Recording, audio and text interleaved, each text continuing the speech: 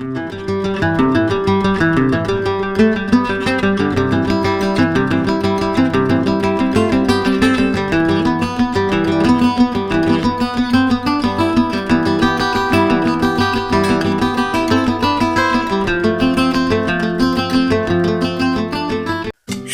ভেতর লুকিয়ে থাকে কত না অনুভূতি, কখনো আনন্দ, কখনো অবাক করা এক বিষাদ। এই তো সেই মুহূর্তগুলো নিয়েই বেঁচে আছে সাহিত্যের প্রতিটা চরিত্র, প্রতিটা গল্প। আমরা সেই অনুভূতিগুলোকে আবার ছুঁয়ে দেখি, ঠিক যেমন একসময় ছুঁয়েছিলাম রূপকথার পাতায়। চলুন আবার ডুব দিই গল্পের জগতে, যেখানে প্রতিটা শব্দ আপনাকে নিয়ে যায় এক নতুন অনুভবে।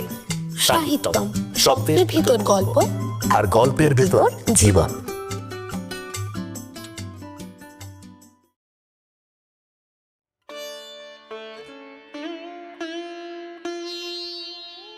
ইহার অধিক আর কিছু বলিবার ছিল না, কারণ আমি অনেক দেখিয়াছি স্নেহের গভীরতা কিছুতেই কালের স্বল্পতা দিয়া মাপা যায় না, এবং এই বস্তুটা কাব্যের জন্য কবিরা কেবল শূন্য কল্পনাই করেন নাই, সংসারে ইহা যথার্থই ঘটে। তাই একের যাওয়ার প্রয়োজনও যতখানি সত্য, অপরের আকুল কণ্ঠের একান্ত নিষেধটাও ঠিক ততখানি সত্য। তা কিনা এলইয়া আমার মনের মধ্যে বিন্দু পরিমাণও সংশয়ের উদয় হইল না। আমি অত্যন্ত সহজেই বুঝিলাম, এই লইয়া রাজলক্ষ্মীকে হয়তো অনেক ব্যথাই ভোগ করিতে হইবে। আমি চললাম, ওদিকের কাজ যদি মেটে তো হয়তো আবার আসব, কিন্তু এখন এ কথা জানবার আবশ্যক নেই। আমি স্বীকার করিয়া বলিলাম, তাই হবে। সাধুজি কি একটা বলিতে গিয়া ঘরের দিকে চাহিয়া হঠাৎ একটা নিঃশ্বাস ফেলিয়া একটু হাসিলেন, তারপরে ধীরে ধীরে কহিলেন, আশ্চর্য দেশ এই বাংলাদেশ। এই পথে ঘাটে মা বোন সাধ্য কি এদের এড়িয়ে যায়। এই বলিয়া তিনি আস্তে আস্তে বাহির হইয়া গেলেন। কথাটা শুনিয়া আমারও দীর্ঘ নিঃশ্বাস পড়িল। মনে হইল তাই বটে, দেশের সমস্ত মা বোনের বেদনা যাহাকে টান দিয়া ঘরের বাহির করিয়াছে, তাহাকে একটিমাত্র ভগিনীর স্নেহ, দধির স্বর এবং মাছের মুড়ো দিয়া ধরিয়া রাখিবে কি করিয়া। সাধুজি তো স্বচ্ছন্দে চলিয়া গেলেন। তাহার বিরহ ব্যথাটা রতনের কিরূপ বাজিল অবশ্য জিজ্ঞাসা করা হয় নাই। সম্ভবত মারাত্মক তেমন কিছু হইবে না, কিন্তু একজন তো দেখিলাম কাঁদিয়া গিয়া ঘরে ঢুকিলেন, এবং তৃতীয় ব্যক্তি রহিলাম আমি। লোকটার সহিত পুরাপুরি 24 ঘণ্টাও ঘনিষ্ঠতা হইতে পায় নাই, তথাপি আমারও মনে হইতে লাগিল আমাদের এই অনারধ্য সংসারের মাঝখানে তিনি যেন মস্ত একটা বড় ছিদ্র করিয়া দিয়া গেলেন। এই অনিষ্টটি আপনা হইতেই সারিয়া উঠিবে, কিংবা নিজেই তিনি আবার একদিন অকস্মাৎ তাহার প্রচণ্ড ঔষধের বাক্সটা ঘাড়ে করিয়া ইহা মেরামত করিতে সশরীরে ফিরিয়া আসিবেন। বিদায়কালে কিছুই বলিয়া গেলেন না, অথচ আমার নিজের খুব যে বেশি উদ্বেগ ছিল তাও নয়। নানা কারণে এবং বিশেষ করিয়া কিছুকাল হইতে জ্বরে ভুগিয়া দেহ ও মনের এমনই একটা নিস্তেজ নিরালম্ব ভাব আসিয়া পড়িয়াছিল যে একমাত্র রাজলক্ষ্মীর হাতেই সর্বতোভাবে আত্মসমর্পণ করিয়া সংসারের যাবতীয় ভালো মন্দর দায় হইতে অব্যাহতি লইয়াছিলাম। সুতরাং কিছুর জন্যই স্বতন্ত্রভাবে চিন্তা করিবার আমার আবশ্যকও ছিল না, শক্তিও ছিল না। তবুও মানুষের মনের চঞ্চলতার যেন বিরাম নাই। বাহিরের ঘরে একটা তাকিয়া ঠেস দিয়া একাকী বসিয়া আছি। কত কি যে এলোমেলো ভাবনা আনাগোনা করিতেছে তাহার সংখ্যা নাই। সম্মুখের প্রাঙ্গণতলে আলোর দীপ্তি ধীরে ধীরে ম্লান হইয়া আসন্ন রাত্রির ইঙ্গিতে অন্যমনস্ক মনটাকে মাঝে মাঝে এক একটা চমক দিয়া যাইতেছে। মনে হইতেছে এ জীবনে যত রাত্রি আসিয়াছে গিয়াছে তাহাদের সহিত আজিকার এই অনাগত নেশার অপরিজ্ঞাত মূর্তি যেন কোন অদৃষ্টপূর্ব নারীর অবগুণ্ঠিতা মুখের মতো রহস্যময়। অথচ এই অপরিচিতার কেমন প্রকৃতি, কেমন প্রথা কিছুই না জানিয়া একেবারে ইহার শেষ পর্যন্ত পৌঁছাইতেই হইবে। মধ্যপথে আর ইহার কোনো বিচারই চলিবে না। আবার পরক্ষণেই যেন অক্ষম চিন্তার সমস্ত শৃঙ্খলে এক নিমেষে ভাঙিয়া বিপর্যস্ত হইয়া যাইতেছে। এমনই যখন মনের অবস্থা, সেই সময় পাশের দ্বারটা খুলিয়া রাজলক্ষ্মী প্রবেশ করিল। তাহার চোখ দুটো সামান্য একটু রাঙা, একটু যেন ফোলা ফোলা। ধীরে ধীরে আমার কাছে আসিয়া বসিয়া বলিল, ঘুমিয়ে পড়েছিলাম। আশ্চর্য কি, যে ভার যে শ্রান্তি তুমি বয়ে বেড়াচ্ছ, আর কেউ হলে তো ভেঙেই পড়তো। আর আমি হলে তো দিন রাতের মধ্যে চোখ খুলতেই পারতুম না, কুম্ভকর্ণের নিদ্রা দিতুম। কিন্তু কুম্ভকর্ণের ম্যালেরিয়া ছিল না। যাই হোক, তুমি তো দিনের বেলায় ঘুমোওনি। না, কিন্তু এখন ঘুম পাচ্ছে। হয়তো একটু ঘুমাবো, কারণ কুম্ভকর্ণের যে ম্যালেরিয়া ছিল না, এমন কথাও বাল্মীকি মুনি কোথাও লিখে যাননি। ঘুমোবে এই অবেলায়? রক্ষে করো তুমি। জ্বর তাহলে কি আর কোথাও বাকি থাকবে? সেসব হবে না। আচ্ছা, যাওয়ার সময় আনন্দ কি আর কিছু তোমাকে বলে গেল? কিরকম তুমি আশা করো? এই যেমন কোথায় কোথায় যাবে, কিংবা এই কিংবাটাই আসল প্রশ্ন। কোথায় কোথায় যাবেন তার এক প্রকার আভাস দিয়ে গেছেন, কিন্তু এই কিংবাটার সম্বন্ধে কিছুই বলে যাননি। আমি তো তার ফিরে আসার বিশেষ কোনো সম্ভাবনা দেখিনি। রাজলক্ষ্মী চুপ করিয়া রহিল। কিন্তু আমি কৌতূহল সংবরণ করিতে পারিলাম না। জিজ্ঞাসা করিলাম, আচ্ছা, এই লোকটিকে কি তুমি বাস্তবিক চিনেছ? আমাকে যেমন একদিন চিনতে পেরেছিলে। সে আমার মুখের পানে ক্ষণকাল চুপ করিয়া থাকিয়া কহিল, না। সত্যি বলো, কখনো কোনোদিন কি দেখনি? এবার রাজলক্ষ্মী হাসি মুখে কহিল, তোমার কাছে আমি সত্য করতে পারবো না।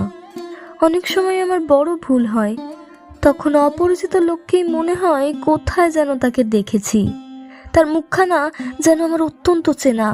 কেবল কোথায় দেখেছি সেটিই মনে করতে পারিনি। আনন্দকেও হয়তো কখনো দেখে থাকবো। কিছুক্ষণ নিঃশব্দে বসিয়া থাকিয়া আস্তে আস্তে বলিল, আজ আনন্দ চলে গেল বটে, কিন্তু সে যদি কখনো ফিরে আসে তো তার বাপ মায়ের কাছে একবার আমি তাকে ফিরিয়ে দেব, এ আমি তোমাকে নিশ্চয় করে বলছি। আমি বলিলাম, তাতে তোমার গরজ কি?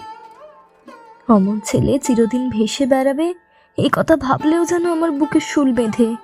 আচ্ছা, তুমি নিজেও তো সংসার ছেড়েছিলে। সন্ন্যাসী হওয়ার মধ্যে কি সত্যিকার আনন্দ কিছু আছে?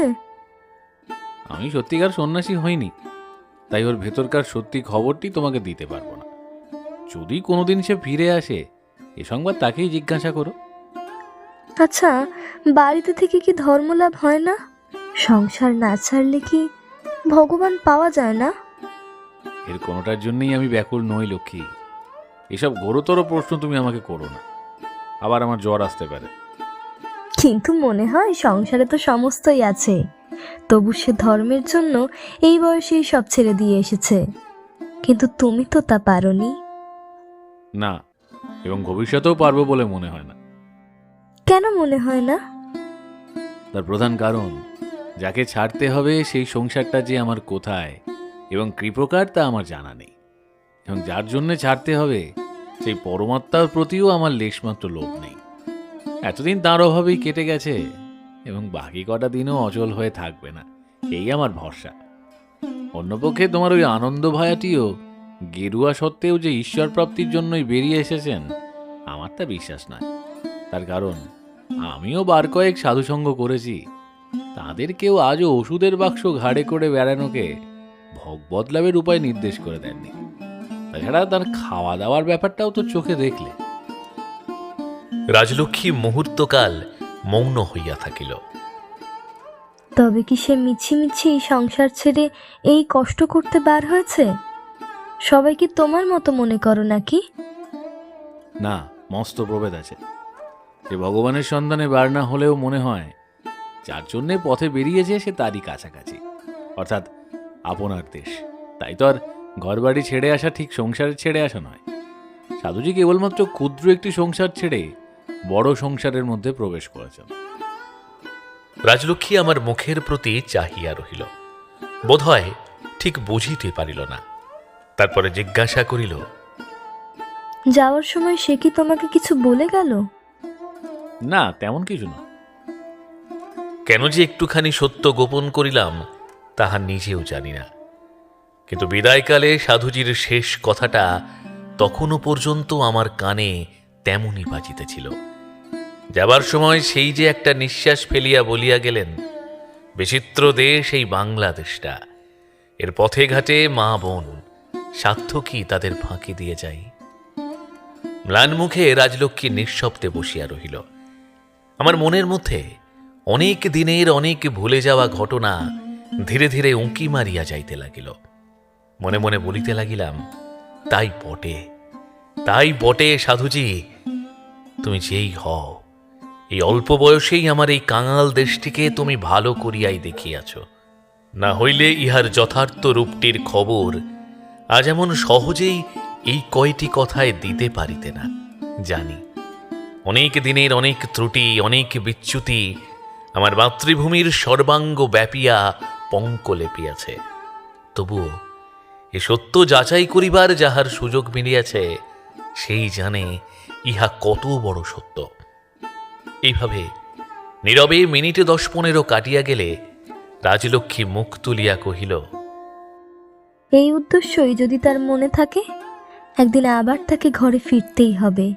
হে, আমি বলে দিচ্ছি, এদেশে নিছক পরের ভালো করতে যাওয়া যে দুর্গতি, সে হয়তো আজও জানে না। এর স্বাদ কতক আমি জানি।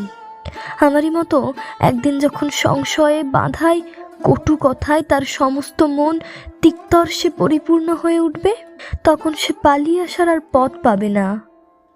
অসম্ভব নয়, কিন্তু আমার মনে হয় এসব দুঃখের কথা যেন সে বেশ জানে। কখনো না, কখনো না। জানলে সে পথে কেউ যাবে না, আমি বলছি। এ কথার আর জবাব ছিল না। বঙ্কুর মুখে শুনিয়াছিলাম, একদিন ইহার অনেক সাধু সংকল্প, অনেক পুণ্য কর্ম তাহার শ্বশুরবাড়ির দেশে অত্যন্ত অপমানিত হইয়াছিল। সেই নিষ্কাম পরোপকারের ব্যথা অনেক দিন ইহার মনে লাগিয়াছিল। যদিও আরও একটা দিক দেখিবার ছিল, কিন্তু সেই অবলুপ্ত বেদনার স্থানটা চিহ্নিত করিয়া তুলিতেও আর প্রবৃত্তি হইল না। তাই চুপ করিয়া বসিয়া রহিলাম। অথচ রাজলক্ষ্মী যাহা বলিতেছিল তাহা মিথ্যা নয়। মনে মনে ভাবিতে লাগিলাম, কেন এমন হয়? কেন একের শুভ চেষ্টা অপরে এমন সন্দেহের চোখে দেখে? কেন এগুলি বিফল করিয়া দিয়া মানুষ সংসারের দুঃখের ভার লঘু করিতে দেয় না? মনে হইল, সাধুজি যদি থাকিতেন, কিংবা যদি কখনো ফিরিয়া আসেন, এই জটিল সমস্যার মীমাংসার ভার তাঁকেই দিব। সেদিন সকাল হইতে নিকটেই কোথা হইতে মাঝে মাঝে সানাইয়ের শব্দ পাওয়া যাইতেছিল। এই সময় জন কয়েক লোক রতনকে অগ্রবর্তী করিয়া প্রাঙ্গণের মধ্যস্থলে আসিয়া দাঁড়াইল। রতন সম্মুখে আসিয়া কহিল, মা, এরা আপনাকে রাজবরণ দিতে এসেছে, এসো না হে, দিয়ে যাও না। বলিয়া সে একজন প্রৌঢ় গোছের লোককে ইঙ্গিত করিল। লোকটির পরিধানে হরিদ্রা রঙে ছোপান একটি কাপড়, গলায় নূতন কাঠের মালা। অত্যন্ত সংকোচের সহিত অগ্রসর হইয়া আসিয়া বারান্দার নিচে হইতেই নূতন শালপাতায় একটি টাকা ও একটি সুপারি রাজলক্ষ্মীর পদতলের উদ্দেশ্যে রাখিয়া মাটিতে মাথা ঠেকাইয়া প্রণাম করিল এবং কহিল, মা ঠাকুরন, আজ আমার মেয়ের বিয়ে। রাজলক্ষ্মী উঠিয়া আসিয়া তাহা গ্রহণ করিল এবং পুলকিত চিত্তে কহিল, মেয়ের বিয়েতে এই বুঝি দিতে হয়? না মা, তা নয়। যার যেমন সাধ্য সে তেমনি জমিদারকে দেয়। এরা ছোটজাত ডোম, এর বেশি আর কোথা থেকে কি পাবে বলুন? এই এত কষ্টে। কিন্তু নিবেদন সমাপ্ত হইবার পূর্বেই টাকাটা ডোমের শুনিয়া রাজলক্ষ্মী তাড়াতাড়ি রাখিয়া দিয়া বলিল, তবে থাক থাক, এও দিতে হবে না, তোমরা এমনিই মেয়ের বিয়ে দাওগে। এই প্রত্যাখ্যানে কন্যার পিতা এবং ততোধিক রতন নিজে বিপদগ্রস্ত হইয়া উঠিল। সে নানা প্রকারে বুঝাইবার চেষ্টা করিতে লাগিল যে এই রাজবরণের সম্মানটা গ্রহণ না করিলে কোনো মতেই চলিবে না। রাজলক্ষ্মী কেন যে ওই সুপারিসিদ্ধ টাকাটা লইতে কিছুতেই চাহে না, ঘরের ভিতরে বসিয়া আমি তাহা বুঝিয়াছিলাম, এবং রতনই বা কি জন্য স্বনির্বন্ধ অনুরোধ করিতেছিল তাহাও আমার অবিদিত ছিল না। খুব সম্ভব দেও টাকাটা আরো বেশি এবং গোমস্তা কুশারী মহাশয়ের হাত হইতে নিস্তার পাইবার জন্যই ইহারা এই কৌশল করিয়াছে, এবং রতন হুজুর ইত্যাদি সম্ভাষণের পরিবর্তে তাহাদের মুখপত্র হইয়া আর্জি পেশ করিতে আসিয়াছে। সে যে যথেষ্ট আশ্বাস দিয়াই আনিয়াছে তাহাতে সন্দেহ মাত্র নাই। তাহার এই সংকট অবশেষে আমি মোচন করিলাম। উঠিয়া আসিয়া টাকাটা তুলিয়া লইয়া কহিলাম, আমি নিলাম, তোমার বাড়ি গিয়ে বিয়ের উদ্যোগ করবে। রতনের মুখ গর্বে উজ্জ্বল হইয়া উঠিল এবং রাজলক্ষ্মী অস্পৃশ্যের প্রতিগ্রহের দায় হইতে পরিত্রাণ পাইয়া হাঁপ ফেলিয়া বাঁচিল। এ ভালোই হলো যে যার মান্য তিনি সহস্তে নিলেন। এই বলিয়া সে হাসিল। হুজুর, পহর রেতের মধ্যে লগন, একবার যদি পায়ের ধুলো দেন। এই বলিয়া সে একবার আমার ও একবার রাজলক্ষ্মীর মুখের প্রতি করুণ চক্ষে চাহিয়া রহিল। আমি সম্মত হইলাম। রাজলক্ষ্মী নিজেও একটু হাসিয়া সানাইয়ের শব্দটা আন্দাজ করিয়া বলিল, ওই বুঝি তোমার মধু? আচ্ছা, যদি সময় পাই তো আমিও গিয়ে একবার দেখে আসব। রতনের প্রতি চাহিয়া কহিল, বড় তোরঙ্গটা খুলে দেখ তো রে, আমার নতুন শাড়িগুলো আনা হয়েছে কিনা। যা, মেয়েটিকে একখানা দিয়ে আয়। মিষ্টি বুঝি এদেশে কিছু পাওয়া যায় না, বাতাসা মেলে। আচ্ছা তাই বেশ, অমনি তাও কিছু কিনে নিয়ে আসিস রতন। হ্যাঁ মধু, তোমার মেয়ের বয়স কত? পাত্তরের বাড়ি কোথায়? লোক কতগুলি খাবে? এ গায়ে ঘর তোমরা আছো? জমিদার গৃহিণীর একসঙ্গে এতগুলি প্রশ্নের উত্তরে মধু সসম্ভ্রমে এবং সবিনয়ে যাহা কহিল তাহাতে বুঝা গেল তাহার কন্যার বয়স বছর নয়েকের মধ্যেই। পাত্র যুবা পুরুষ, ৩০-৪০-এর বেশি হইবে না। বাড়ি ক্রোশ ৫ উত্তরে কি একটা গ্রামে। সে একটা তাহাদের বড় সমাজ। সেখানে জাতীয় ব্যবসা কেহ করে না, সকলেরই চাষবাস পেশা। মেয়ে বেশ সুখেই থাকিবে, তবে ভয় শুধু এই রাত্রিটার জন্য। কারণ বরযাত্রীর সংখ্যা কত হইবে এবং তাহারা কোথায় কি ফ্যাসাদ বাঁধাইয়া দিবে তাহা আজ প্রভাত না হওয়া পর্যন্ত কোনো মতেই অনুমান করিবার জো নাই। তাহারা সকলেই সমৃদ্ধ ব্যক্তি। কি করিয়া যে মান মর্যাদা বজায় রাখিয়া শুভকর্ম সম্পন্ন হইবে এই ভয়েই মধু কাঁটা হইয়া আছে। এই সকল সবিস্তারে নিবেদন করিয়া সে পরিশেষে সকাতরে জানাইল যে তাহার চিঁড়া গুড় এবং দধি সংগ্রহ হইয়াছে, এমনকি শেষকালে খান্দুই করিয়া বড় বাতাসাও পাতে দিতে পারিবে। কিন্তু তথাপি যদি কোনো গোলযোগ হয় তো তাহাদের রক্ষা করিতে হইবে। রাজলক্ষ্মী সকৌতকে ভরসা দিয়া বলিল, গোলযোগ কিছু হবে না মধু, তোমার মেয়ের বিয়ে নির্বিঘ্নে হবে, আমি আশীর্বাদ করছি। খাবার জিনিস এত জোগাড় করেছো, তোমার বেয়াইয়ের দল খেয়ে খুশি হয়ে যাবে। মধু ভূমিষ্ঠ প্রণাম করিয়া সঙ্গের লোক দুইটিকে লইয়া প্রস্থান করিল।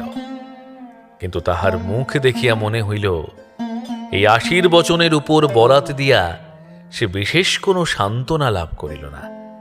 আজ রাত্রির জন্য কন্যার পিতার মনের মধ্যে যথেষ্ট উদ্বেগ জাগিয়া রহিল। শুভকর্মে পায়ের ধুলা দিব বলিয়া মধুকে আশা দিয়াছিলাম, কিন্তু সত্য সত্যই যাইতে হইবে এরূপ সম্ভাবনা বোধ করি আমাদের কাহারও মনে ছিল না। সন্ধ্যার কিছু পরে প্রদীপের সম্মুখে বসিয়া রাজলক্ষ্মী তাহার আয় ব্যয়ের একটা খসড়া পড়িয়া শুনাইতেছিল। আমি বিছানায় শুইয়া মুদ্রিত নেত্রে কতকবার শুনিতেছিলাম, কতকবার শুনিতেছিলাম না। কিন্তু অদূরে বিবাহবাটির কলরোল কিছুক্ষণ হইতে যেন কিঞ্চিত অসাধারণ রকমের প্রখর হইয়া কানে বাজিতেছিল। সহসা রাজলক্ষ্মী মুখ তুলিয়া সহাস্যে কহিল, ডোমের বাড়ি বিয়ে মারামারি এর একটা অঙ্গ নয় তো? উঁচু জাতের নকল করে যদি থাকে তো বিচিত্র নয়। এসব কথা তোমার মনে আছে তো? হুম। তারপর ক্ষণকাল কান খাড়া করিয়া থাকিয়া একটা নিঃশ্বাস ফেলিয়া বলিল, বাস্তবিক এ পোড়া দেশে যা করে আমরা মেয়েদের বিলিয়ে দিই তাতে ইতর ভদ্দর সবাই সমান। ওরা চলে গেলে আমি খোঁজ নিয়ে শুনলাম ওই যে কাল সকালে 9 বছরের মেয়েটা কোনো অপরিচিত সংসারে টেনে নিয়ে যাবে, তার কখনো হয়তো আসতে পর্যন্ত দেবে না। এদের নিয়মই এই, বাপ 6 ঘন্টা টাকায় মেয়েটাকে আজ বিক্রি করে দেবে, একবার পাঠিয়ে দাও, এ কথা মুখে আনবার আর জো থাকবে না। আহারে, মেয়েটা সেখানে কতই না কাঁদবে, বীর সে কি জানে বলো? এ সকল দুর্ঘটনা তো জন্মকাল হইতেই দেখিয়া আসিতেছি, একরকম সহিয়াও গিয়াছে, আর ক্ষোভ প্রকাশ করিতে প্রবৃত্তি হয় না। সুতরাং প্রত্যুত্তরে কেবল মৌন হইয়াই রহিলাম। জবাব না পাইয়া সে কহিল, আমাদের দেশে ছোট বড় সব জাতের মধ্যেই বিয়েটা কেবল বিয়ে নয়, এটা ধর্ম। তাই যা, না হলে। ভাবিলাম বলি, একে যদি ধর্ম বলিয়াই বুঝিয়াছ তো এত নালিশ কিসের? আর যে ধর্মকর্মে মন প্রসন্ন না হইয়া গ্লানির ভারে অন্তর কালো হইয়া উঠিতে থাকে, তাহাকে ধর্ম বলিয়া গ্রহণ করাই যায় বা কি রূপে? কিন্তু আমার বলিবার পূর্বেই রাজলক্ষ্মী নিজেই পুনশ্চ কহিল, কিন্তু এসব বিধি ব্যবস্থা করে গেছেন যারা, তারা ছিলেন একালদর্শী ঋষি। শাস্ত্রবাক্য মিথ্যা নয়, অমঙ্গলও নয়। আমরাই বা কি জানি, আর কতটুকুই বা বুঝি? ব্যাস, যাহা বলিতে চাহিয়াছিলাম তাহা আর বলা হইল না। এ সংসারে যাহা কিছু ভাবিবার বস্তু ছিল, সমস্তই ত্রিকালজ্ঞ ঋষিরা অতীত, বর্তমান ও ভবিষ্যৎ এই 3 কালের জন্য বহু পূর্বেই ভাবিয়া স্থির করিয়া দিয়া গিয়াছেন। দুনিয়ায় নূতন করিয়া চিন্তা করিবার কোথাও কিছু বাকি নাই। এ কথা রাজলক্ষ্মীর মুখে এই নূতন শুনিলাম না, আরও অনেকের মুখে অনেকবার শুনিয়াছি এবং বরাবরই চুপ করিয়া গিয়াছি। আমি জানি, ইহার জবাব দিতে গেলেই আলোচনাটা প্রথমে উষ্ণ এবং পরক্ষণেই ব্যক্তিগত কলহে নিরতিশয় তিক্ত হইয়া উঠে। ত্রিকালদর্শীদের আমি তাচ্ছিল্য করিতেছি না, রাজলক্ষ্মীর মতো আমিও তাহাদের অতিশয় ভক্তি করি। শুধু এই কথাটাই ভাবি, তাহারা দয়া করিয়া যদি শুধু কেবল আমাদের এই ইংরাজি আমলটার জন্য ভাবিয়া না যাইতেন, তাহা হইলে তাহারাও অনেক দুরূহ চিন্তার দায় হইতে অব্যাহতি পাইতেন। আমরাও হয়তো সত্য সত্যই আজ বাঁচিতে পারিতাম। আমি পূর্বেই বলিয়াছি, রাজলক্ষ্মী আমার মনের কথাগুলো যেন দর্পণের মতো স্পষ্ট দেখিতে পাইত। কেমন করিয়া পাইত জানি না, কিন্তু এখন এই অস্পষ্ট দীপালোকে আমার মুখের চেহারাটার প্রতি দৃষ্টিপাত করে নাই। তবুও যেন আমার নিভৃত চিন্তার ঠিক দ্বার প্রান্তেই আঘাত করিল। কহিল, তুমি ভাবছো এটা নিতান্তই বাড়াবাড়ি। ভবিষ্যতের বিধি ব্যবস্থা কেউ পূর্বাহ্নেই নির্দেশ করে দিতে পারে না, কিন্তু আমি বলছি পারে।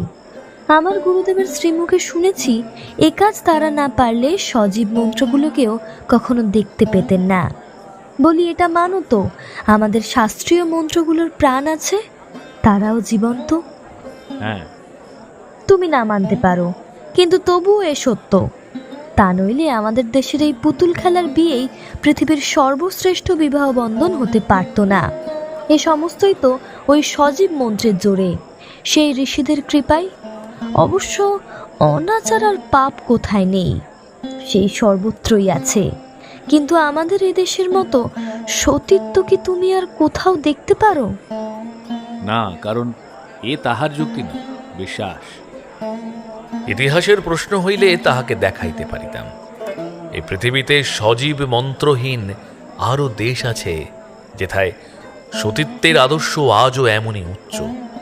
অভয়ার উল্লেখ করিয়া বলিতে পারিতাম, এই যদি তবে তোমাদের জীবন্ত্র মন্ত্র নরনারী উভয়কেই এক আদর্শে বাঁধিতে পারে না কেন? কিন্তু এ সকলের প্রয়োজন ছিল না। আমি জানিতাম তাহার চিত্তের ধারাটা কিছুদিন হইতেই কোন দিক দিয়া বহিতেছে। দুষ্কৃতির বেদনা সে ভালো করিয়াই জানে। যাহাকে সমস্ত অন্তর দিয়া ভালোবাসিয়াছে, তাহাকে কলুষিত না করিয়া কেমন করিয়া যে সে এ জীবনে লাভ করিবে, তাহার কিছুই সে ভাবিয়া পায় না। তাহার দুর্বশ হৃদয় ও প্রবুদ্ধ ধর্মবৃত্তি, এই দুই প্রতিকূলগামী প্রচণ্ড প্রবাহ যে কেমন করিয়া কোন সঙ্গমে সম্মিলিত হইয়া এই দুঃখের জীবনে তাহার তীর্থের মতো সুপপুত্র হইয়া উঠিবে, সে তাহার কোনো কিনারাই দেখিতে পায় না।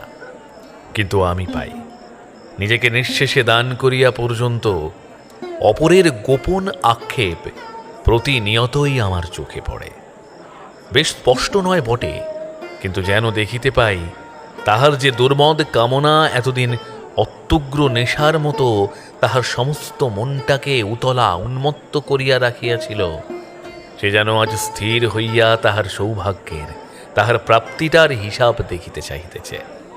এই হিসাবের অঙ্কগুলায় কি আছে জানি না, কিন্তু শূন্য ছাড়া যদি আর কিছুই আজ আর সে না দেখিতে পায়, তো কেমন করিয়া কোথায় গিয়া যে আবার আমি আমার নিজের এই শতচ্ছিন্ন জীবন জালের গ্রন্থি বাঁধিতে বসিব, এ চিন্তা আমার মধ্যে বহুবার আনাগোনা করিয়া গিয়াছে। ভাবিয়া কিছুই পাই নাই।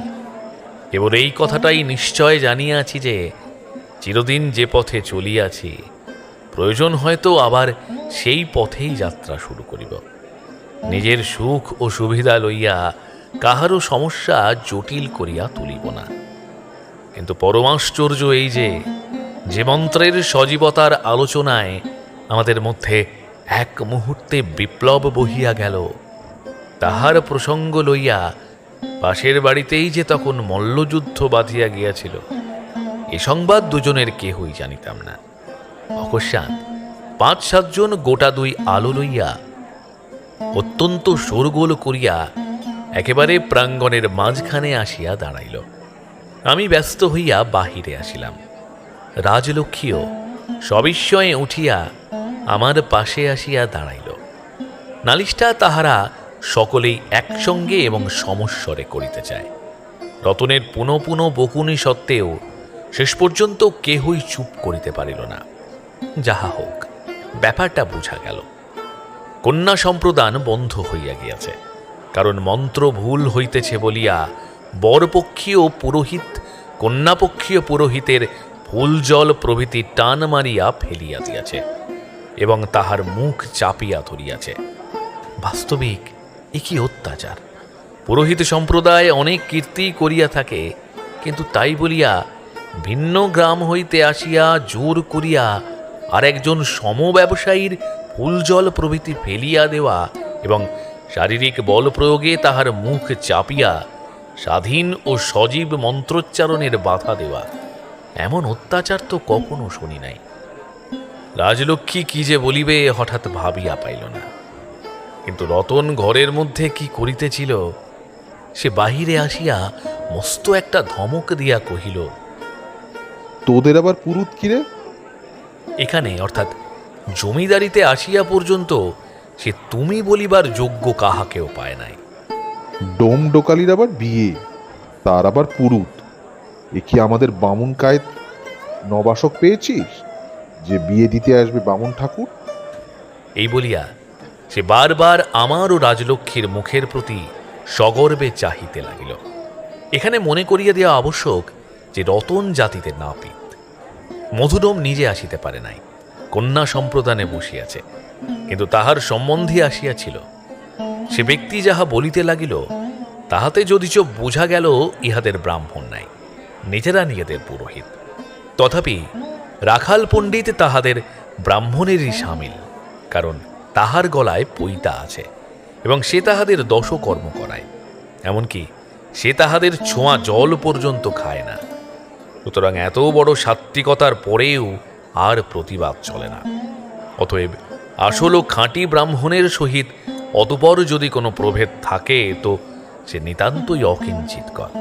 সে যাহা হোক, ইহাদের ব্যাকুলতায় ও অদূরে বিবাহবাটির প্রবল চিৎকার শব্দে আমাকে যাইতে হইল।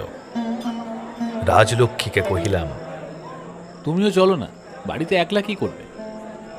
রাজলক্ষ্মী প্রথমে মাথা নাড়িল, কিন্তু শেষে কৌতূহল নিবারণ করিতে পারিল না। চলো। আসিয়া দেখিলাম মধুর সম্বন্ধী অত্যুক্তি করে নাই, বিবাদ তুমুল হইয়া উঠিবার উপক্রম করিয়াছে। একদিকে বরপক্ষীয় প্রায় ৩০-৩২ জন এবং অন্যদিকে কন্যাপক্ষীরও প্রায় ততগুলি। মাঝখানে প্রবল ও স্থূলকায় শিবু পণ্ডিত দুর্বল ও ক্ষীণজীবী রাখাল পণ্ডিতের হাত চাপিয়া ধরিয়াছে। আমাদের দেখিয়া সে ছাড়িয়া দিয়া সরিয়া দাঁড়াইল। আমরা সসম্মানে একটা মাদুরের উপর আসন গ্রহণ করিয়া শিবু পণ্ডিতকে এই অতর্কিতে আক্রমণের হেতু জিজ্ঞাসা করায় সে কহিল, হুজুর, মন্তরের ম জানে নাই বেটা, আবার নিজেকে বলে পণ্ডিত। বিবাহটাই আজ ভেস্তে দিত। রাখাল মুখ ভেঙাইয়া প্রতিবাদ করিয়া বলিল, হ্যাঁ দিত, 5খানা গাঁয়ের ছাদ্য বিয়ে নীতি দিচ্ছি, আর আমি জানি না মন্তর। মনে ভাবিলাম এখানেও সেই মন্ত্র, কিন্তু বাটিতে রাজলক্ষ্মীর কাছে না হয় মৌন থাকিয়াই তর্কের জবাব দিয়াছি, কিন্তু এখানে যদি যথার্থই মধ্যস্থতা করিতে হয় তো বিপদে পড়িতে হইবে। অবশেষে বহু বাক বিতণ্ডায় স্থির হইল যে রাখালি মন্ত্র পাঠ করাইবে, কিন্তু ভুল যদি কোথাও হয় তো শিবুকে আসন ছাড়িয়া দিতে হইবে। রাখাল রাজি হইয়া পুরোহিতের আসন গ্রহণ করিল এবং কন্যার পিতার হাতে কয়েকটা ফুল এবং বরকন্যার 2 হাত একত্র করিয়া দিয়া যে বৈদিক মন্ত্রপাঠ করিল তাহা আজও আমার মনে আছে। এগুলো সজীব কিনা জানি না, এবং মন্ত্র সম্বন্ধে কোনো জ্ঞান না থাকা সত্ত্বেও সন্দেহ হয় বেদে ঠিক এই কথাগুলোই ঋষিরা সৃষ্টি করিয়া যান নাই। রাখাল পণ্ডিত বরকে বলিলেন, বল, মধু ডোমায় কন্যায় নম। মধু ডোমায় কন্যায় নমঃ। ভগবতী ডোমায় পুত্রায় নমঃ। বালিকা কন্যার উচ্চারণে পাছে ত্রুটি হয়, এই জন্য মধু তাহার হইয়া উচ্চারণ করিতে যাইতেছিল। এমন সময় শিবু পণ্ডিত 2 হাত তুলিয়া বজ্র গর্জনে সকলকে চমকিত করিয়া বলিয়া উঠিল, ও মন্তরই নয়, বিয়েই হলো না। পিছনে একটা টান পাইয়া ফিরিয়া দেখি রাজলক্ষ্মী মুখের মধ্যে আঁচল গুঁজিয়া প্রাণপণে হাসি চাপিবার চেষ্টা করিতেছে, এবং উপস্থিত সমস্ত লোকই একান্ত উদ্গ্রীব হইয়া উঠিয়াছে। রাখাল পণ্ডিত লজ্জিত মুখে কি একটা বলিতে গেল, কিন্তু তাহার কথা কেহ কানেই লইল না। সকলেই সমস্বরে শিবুকে অনুনয় করিতে লাগিল, পণ্ডিত মশাই, মন্তরটি আপনিই বলিয়ে দিন, নইলে এ বিয়েই হবে না, সব নষ্ট হয়ে যাবে। সে কি দক্ষিণে ওকে দিয়ে আপনিই 12 আনা নেবেন পণ্ডিত মশাই?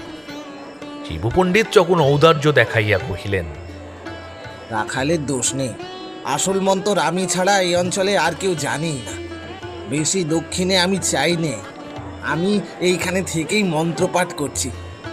রাখাল ওদের পড়াক। এই বলিয়া সেই শাস্ত্রজ্ঞ পুরোহিত মন্ত্রোচ্চারণ করিতে লাগিলেন, এবং পরাজিত রাখাল নিরীহ ভালো মানুষটির মতো বরকন্যাকে আবৃত্তি করাইতে লাগিল। বলো, মধু ডোবায় কন্যায় ভূজ্যপত্রং নমঃ। মধু ডোমায় কন্যায় ভূজ্যপত্রং নমঃ। মধু, এবার তুমি বলো, ভগবতী ডোমায় পুত্রাই সম্প্রদানং নমঃ। সকন্যা মধু ইহাই আবৃত্তি করিল। সকলেই নীরব। স্থিরভাবে বোধ হইল শিবুর মতো শাস্ত্রজ্ঞ ব্যক্তি ইতিপূর্বে এ অঞ্চলে পদার্পণ করেন নাই। বর কন্যা দুজনেই বলো, যুগল মিলনং নমঃ। বর এবং কন্যার হইয়া মধু ইহা আবৃত্তি করিল। ইহার পরে বিরাট হরিধ্বনি সহকারে বর কন্যাকে বাটির মধ্যে বহন করিয়া লইয়া যাওয়া হইল। আমার চতুষ্পার্শ্বে একটা গুঞ্জন রোল উঠিল। সকলেই এক বাক্যে স্বীকার করিতে লাগিল যে হ্যাঁ, একজন শাস্ত্রজানা লোক বটে, মন্তর পড়ালে বটে। রাখাল পণ্ডিত এতকাল আমাদের কেবল ঠকিয়েই খাচ্ছিল। সমস্তক্ষণ আমি গম্ভীর হইয়াছিলাম এবং শেষ পর্যন্ত এই অসীম গাম্ভীর্য বজায় রাখিয়াই রাজলক্ষ্মীর হাত ধরিয়া বাটি ফিরিয়া আসিলাম। ওখানে কি করিয়া যে সে আপনাকে সংবরণ করিয়া বসিয়াছিল আমি জানি না, কিন্তু ঘরে আসিয়া হাসির প্রবাহে তাহার যেন দম বন্ধ হইবার জো হইল। বিছানায় লুটাইয়া পড়িয়া সে কেবলই বলিতে লাগিল, হ্যাঁ, একজন মহামহোপাধ্যায় বটে। রাখাল এতদিন এদের কেবল ঠকিয়েই খাচ্ছিল। প্রথমটা আমিও হাসি রাখিতে পারিলাম না। তাহার পরে কহিলাম, মহামহোপাধ্যায় দুজনেই, অথচ এমনি করেই তো এতকাল এদের মেয়ের মা এবং মেয়ের ঠাকুরমার বিয়ে হয়েছে। রাখালের যাই হোক, শিবু পণ্ডিতের মন্ত্রগুলোও ঠিক ঋষিরুবাজ বলে মনে হলো না, কিন্তু তবু তো এদের কোনো মন্ত্রই বিফল হয়নি। এদের বিবাহ বন্ধন তো আজও তেমনই দৃঢ়, তেমনই অটুট আছে।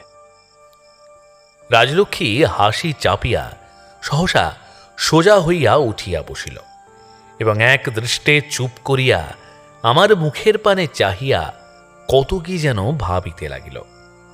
সকালে উঠিয়া শুনিলাম কুশারী মহাশয় মধ্যাহ্ন ভোজনের নিমন্ত্রণ করিয়া গিয়াছেন। ঠিক এই আশঙ্কাই করিতেছিলাম। জিজ্ঞাসা করিলাম, আমি একা নাকি? না, আমিও আছি। যাবে? যাব বই কি। তাহার এই নিঃসংকোচ উত্তর শুনিয়া অবাক হইয়া গেলাম। খাবার বস্তুটা যে হিন্দু ধর্মের কি এবং সমাজের কতখানি ইহার উপরে নির্ভর করে রাজলক্ষ্মী তাহা জানে, এবং কত বড় নিষ্ঠার সহিত ইহাকে মানিয়া চলে আমিও তাহা জানি।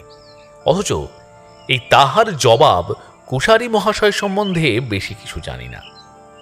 তবে বাহির হইতে তাহাকে যতটা দেখা গিয়াছে, মনে হইয়াছে তিনি আচারপরায়ণ ব্রাহ্মণ, এবং ইহাও নিশ্চিত যে রাজলক্ষ্মীর ইতিহাস তিনি অবগত নহেন। কেবল মনিব বলিয়াই আমন্ত্রণ করিয়া গিয়াছেন, কিন্তু রাজলক্ষ্মী যে আজ সেখানে গিয়া কি করিয়া কি করিবে আমি তো ভাবিয়া পাইলাম না। অথচ আমার প্রশ্নটা বুঝিয়াও সে যখন কিছুই কহিল না, তখন ইহারই নিহিত কুণ্ঠা আমাকেও নির্বাক করিয়া রাখিল। যথাসময়ে গোজান আসিয়া উপস্থিত হইল। আমি প্রস্তুত হইয়া বাহিরে আসিয়া দেখিলাম রাজলক্ষ্মী গাড়ির কাছে দাঁড়াইয়া। যাবে না? যাবার জন্য তো দাঁড়িয়ে আছি। এই বলিয়া সে গাড়ির ভিতরে গিয়া বসিল। রতন সঙ্গে যাইবে। সে আমার পেছনে ছিল। ঠাকুরানীর সাজসজ্জা দেখিয়া সে যে নিরতিশয় বিস্ময়াপন্ন হইল, তাহার মুখ দেখিয়া তাহা বুঝিলাম। আমিও আশ্চর্য হইয়াছিলাম, কিন্তু সেও যেমন প্রকাশ করিল না, আমিও তেমনি নীরব হইয়া রহিলাম। বাড়িতে সে কোনো কালেই বেশি গহনা পরে না। কিছুদিন হইতে তাহাও কমিতেছিল, কিন্তু আজ দেখা গেল গায়ে তাহার কিছুই প্রায় নাই। যে হারটা সচরাচর তাহার গলায় থাকে সেইটি, এবং হাতে একজোড়া বালা, ঠিক মনে নাই। তবুও যেন মনে হইল কাল রাত্রি পর্যন্ত যে চুড়ি কয়েগাছি দেখিয়াছিলাম, সেগুলিও যেন সে আজ ইচ্ছা করিয়াই খুলিয়া ফেলিয়াছে। পরনের কাপড়খানিও নিতান্ত সাধারণ, বোধহয় সকালে স্নান করিয়া যাহা পরিয়াছিল তাহাই। গাড়িতে উঠিয়া বসিয়া বলিলাম, একে একে যে সমস্তই ছাড়লে দেখছি, কেবল আমি বাকি রয়ে গেলাম। রাজলক্ষ্মী আমার মুখের পানে চাহিয়া একটু হাসিয়া কহিল, এমন তো হতে পারে এই একটার মধ্যেই সমস্ত রয়ে গেছে, তাই যেগুলো বাড়তি ছিল সেগুলো একে একে ঝরে যাচ্ছে। এই বলিয়া সে পিছনে একবার চাহিয়া দেখিল রতন কাছাকাছি আছে কিনা।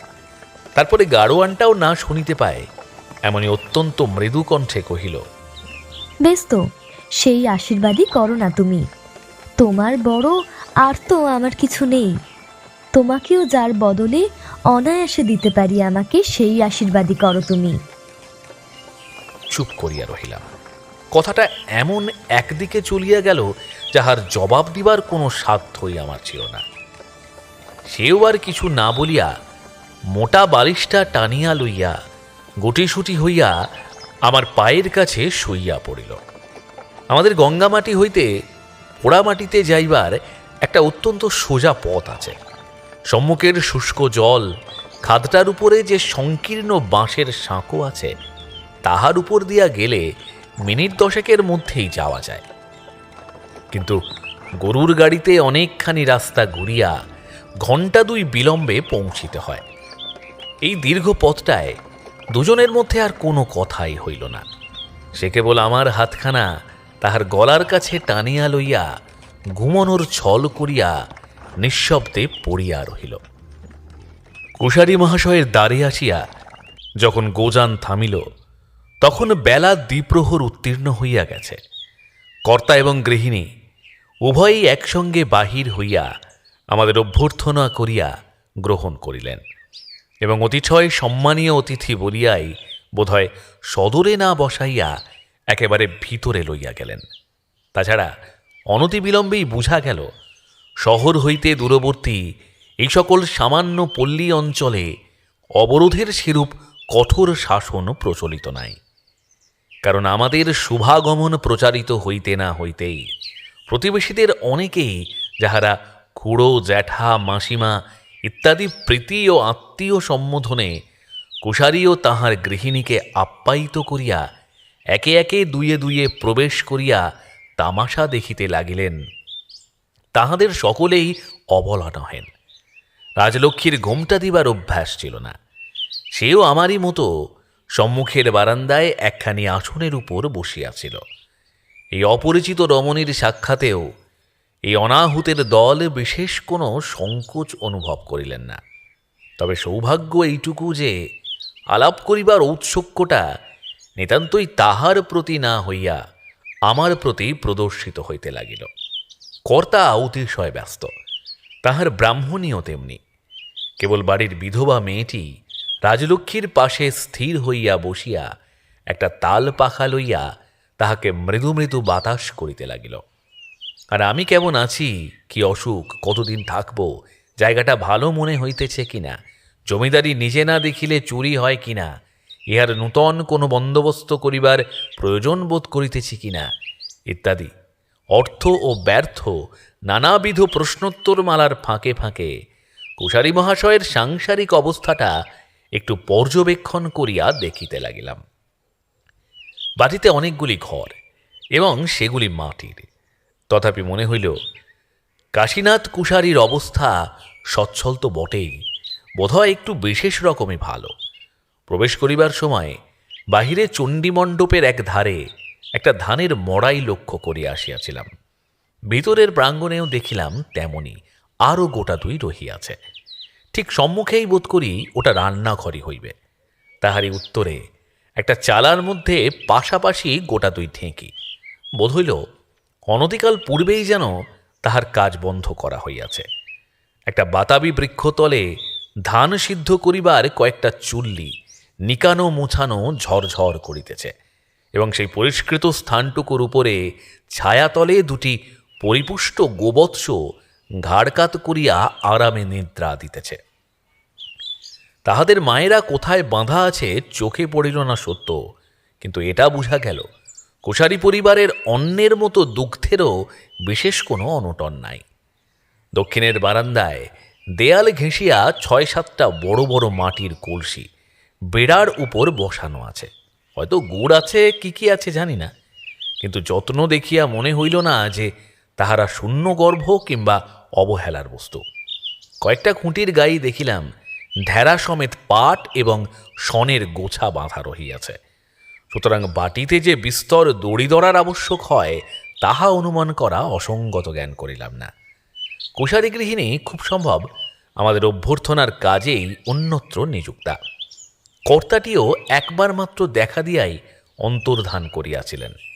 তিনি অকস্মাৎ ব্যস্ত সমস্ত হইয়া উপস্থিত হইলেন এবং রাজলক্ষ্মীকে উদ্দেশ্য করিয়া অনুপস্থিতির কৈফিয়ত আরেক প্রকারে দিয়া কহিলেন, মা, একবার যাই, আন্নিকটা সেরে এসে একেবারে বসি। বছর 15-16 একটি সুন্দর সবলকায় ছেলে উঠানের একধারে দাঁড়াইয়া গভীর মনোযোগের সহিত আমাদের কথাবার্তা শুনিতেছিলেন। কুশারী মহাশয়ের দৃষ্টি তাহার প্রতি পড়িতেই বলিয়া উঠিলেন, বাবা হরিপদ, নারায়ণের অন্ন বোধ করি এতক্ষণে প্রস্তুত হলো। একবার ভক্তি দিয়ে এসো গে বাবা, আর্নিকের বাকিটুকু শেষ করতে আর আমার দেরি হবে না। আমার প্রতি চাহিয়া কহিলেন, আজ মিছাই আপনাকে কষ্ট দিলাম, বড্ড দেরি হয়ে গেল। এই বলিয়া আমার প্রত্যুত্তরের অপেক্ষায় আর দেরি না করিয়া চক্ষের পলকে নিজেই অদৃশ্য হইয়া গেলেন। এইবার যথাকালে, অর্থাৎ যথাকালের অনেক পরে আমাদের মধ্যাহ্ন ভোজনের ঠাঁই করার খবর পৌঁছাইল।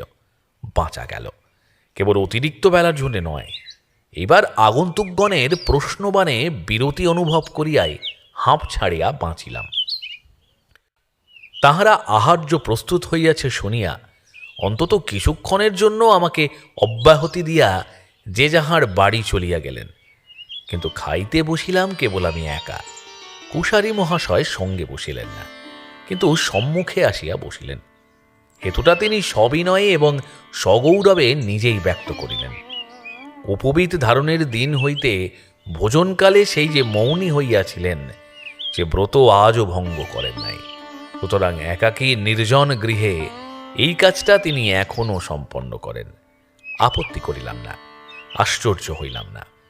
কিন্তু রাজলক্ষ্মী সম্বন্ধে যখন শুনিলাম আজ তাহারও নাকি কি একটা ব্রত আছে, পরান্ন গ্রহণ করিবে না, তখনই আশ্চর্য হইলাম। এই ছলনায় মনে মনে ক্ষুব্ধ হইয়া উঠিলাম এবং ইহার কি যে প্রয়োজন ছিল তাহা ভাবিয়া পাইলাম না। কিন্তু রাজলক্ষ্মী আমার মনের কথা চক্ষের পলকে বুঝিয়া লইয়া কহিল, তার জন্য তুমি দুঃখ করো না, ভালো করে খাও। আমি যে আজ খাবো না, এরা সবাই জানতেন। অথচ আমি জানতাম না। কিন্তু এই যদি কষ্ট স্বীকার করে আসার কি আবশ্যক ছিল? ইহার উত্তর রাজলক্ষ্মী দিল না, দিলেন কুশারী গৃহিণী। এ কষ্ট আমি স্বীকার করিয়েছি বাবা। মা যে এখানে খাবেন না তা জানতাম, তবু আমরা যাদের দয়ায় দুটি অন্ন পাই তাদের পায়ের ধুলো বাড়িতে পড়বে এই লোক সামলাতে পারলাম না। কি বল মা? এর জবাব আজ নয় মা, আর একদিন আপনাকে দেব। এই বলিয়া সে হাসিল। আমি কিন্তু অত্যন্ত আশ্চর্য হইয়া কুশারী গৃহিণীর মুখের প্রতি চোখ তুলিয়া চাহিলাম। পল্লীগ্রামে, বিশেষ এইরূপ সুদূর পল্লীতে ঠিক এমনই সহজ সুন্দর কথাগুলি যেন কোনো রমণীর মুখেই শুনিবার কল্পনা করি নাই। কিন্তু এখনও যে এই পল্লী অঞ্চলেই আরও একটি ঢের বেশি আশ্চর্য নারীর পরিচয় পাইতে বাকি ছিল, তার স্বপ্নেও ভাবি নাই। আমার পরিবেশনের ভার বিধবা কন্যার উপর অর্পণ করিয়া কুশারী গৃহিণী তাল পাখা হাতে আমার সম্মুখে বসিয়াছিলেন। বোধহয় বয়সে আমার অনেক বড় হইবেন বলিয়াই মাথার উপর অঞ্চলখানি ছাড়া মুখে কোনো আবরণ ছিল না। তাহা সুন্দর কিংবা অসুন্দর মনেই হইল না, কেবল এটুকুই মনে হইল ইহা সাধারণ বাঙালি মায়ের মতোই স্নেহ ও করুণায় পরিপূর্ণ। দ্বারের কাছে কর্তা স্বয়ং দাঁড়াইয়াছিলেন। বাহির হইতে তাহার মেয়ে ডাকিয়া কহিল, বাবা, তোমার ঘরে খাবার দেওয়া হয়ে গেছে। বেলা অনেক হইয়াছিল এবং এই খবরটুকুর জন্যই বোধহয় তিনি সাগ্রহে অপেক্ষা করিতেছিলেন।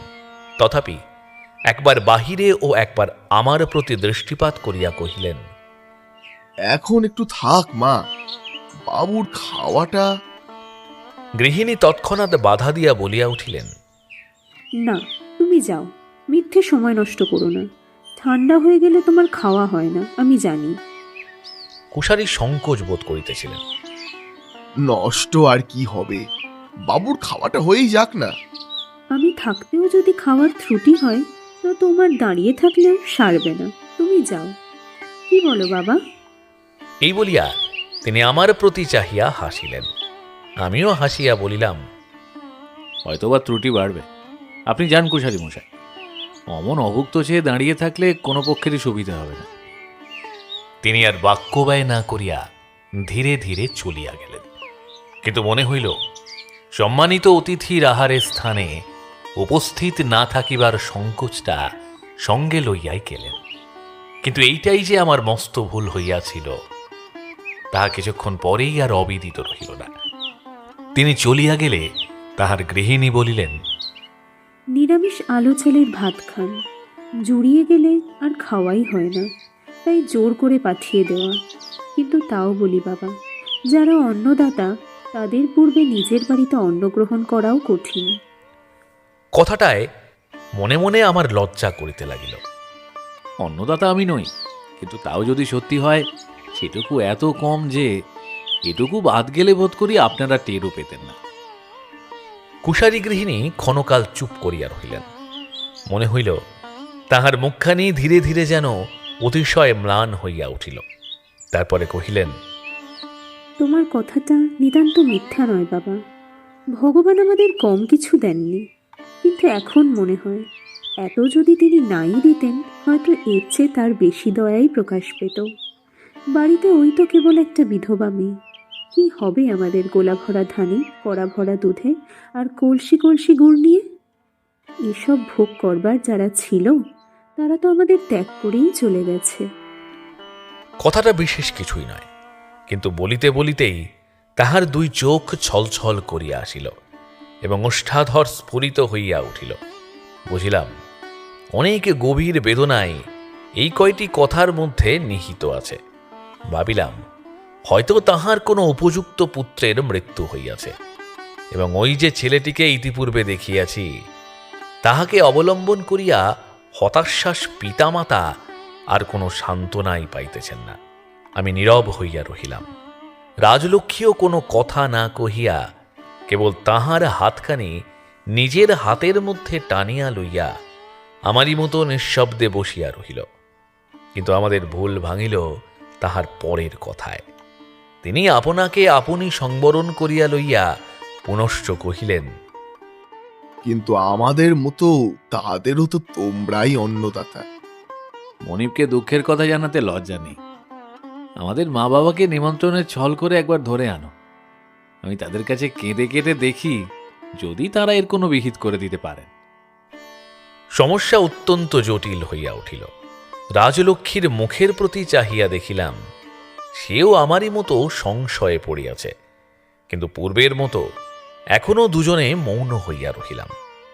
কুশারী গৃহিণী এইবার তাঁদের দুঃখের ইতিহাস ধীরে ধীরে ব্যক্ত করিয়া বলিতে লাগিলেন। শেষ পর্যন্ত শুনিয়া বহুক্ষণ কাহারও মুখে কোনো কথা বাহির হইল না, কিন্তু এ বিষয়ে সন্দেহ রহিল না যে একথা বিবৃত করিয়া বলিতে ঠিক এতখানি ভূমিকারই প্রয়োজন ছিল। রাজলক্ষ্মী পরান্ন গ্রহণ করিবে না শুনিয়াও এই মধ্যাহ্ন ভোজনের নিমন্ত্রণ হইতে শুরু করিয়া কর্তাটিকে অন্যত্র পাঠানোর ব্যবস্থা পর্যন্ত কিছুই বাদ দেওয়া চলিত না। কিন্তু সে যাই হোক, কুশারী গৃহিণী তাহার চক্ষের জল ও অস্ফুট বাক্যের ভিতর দিয়া ঠিক কতখানি যে ব্যক্ত করিলেন তাহা জানি না, এবং ইহার কতখানি যে সত্য তাহাও এক পক্ষ শুনিয়া নিশ্চয় করা কঠিন। কিন্তু আমাদের মধ্যস্থতায় যে সমস্যা তাহারা নিষ্পত্তি করিয়া দিতে স্বনির্বন্ধ আবেদন করিলেন তাহা যেমন বিস্ময়কর তেমনি মধুর ও তেমনি কঠোর। কুশারী গৃহিণী যে দুঃখের ইতিহাসটা বিবৃত করিলেন তাহার মোট কথাটা এই যে, গৃহে তাহাদের খাওয়া পড়ার যথেষ্ট সচ্ছলতা থাকা সত্ত্বেও শুধু যে কেবল সংসারটাই তাহাদের বিষ হইয়া গিয়াছে তাই নয়, সমস্ত পৃথিবীর কাছে তাহারা লজ্জায় মুখ দেখাইতে পারিতেছেন না, এবং সমস্ত দুঃখের মূল হইতেছে তাহার একমাত্র ছোট যা সুনন্দা, এবং যদিচ তাহার দেবর যদুনাথ ন্যায়রত্ন তাহাদের কম শত্রুতা করেন নাই, কিন্তু আসল অভিযোগটা তাহার সেই সুনন্দার বিরুদ্ধে।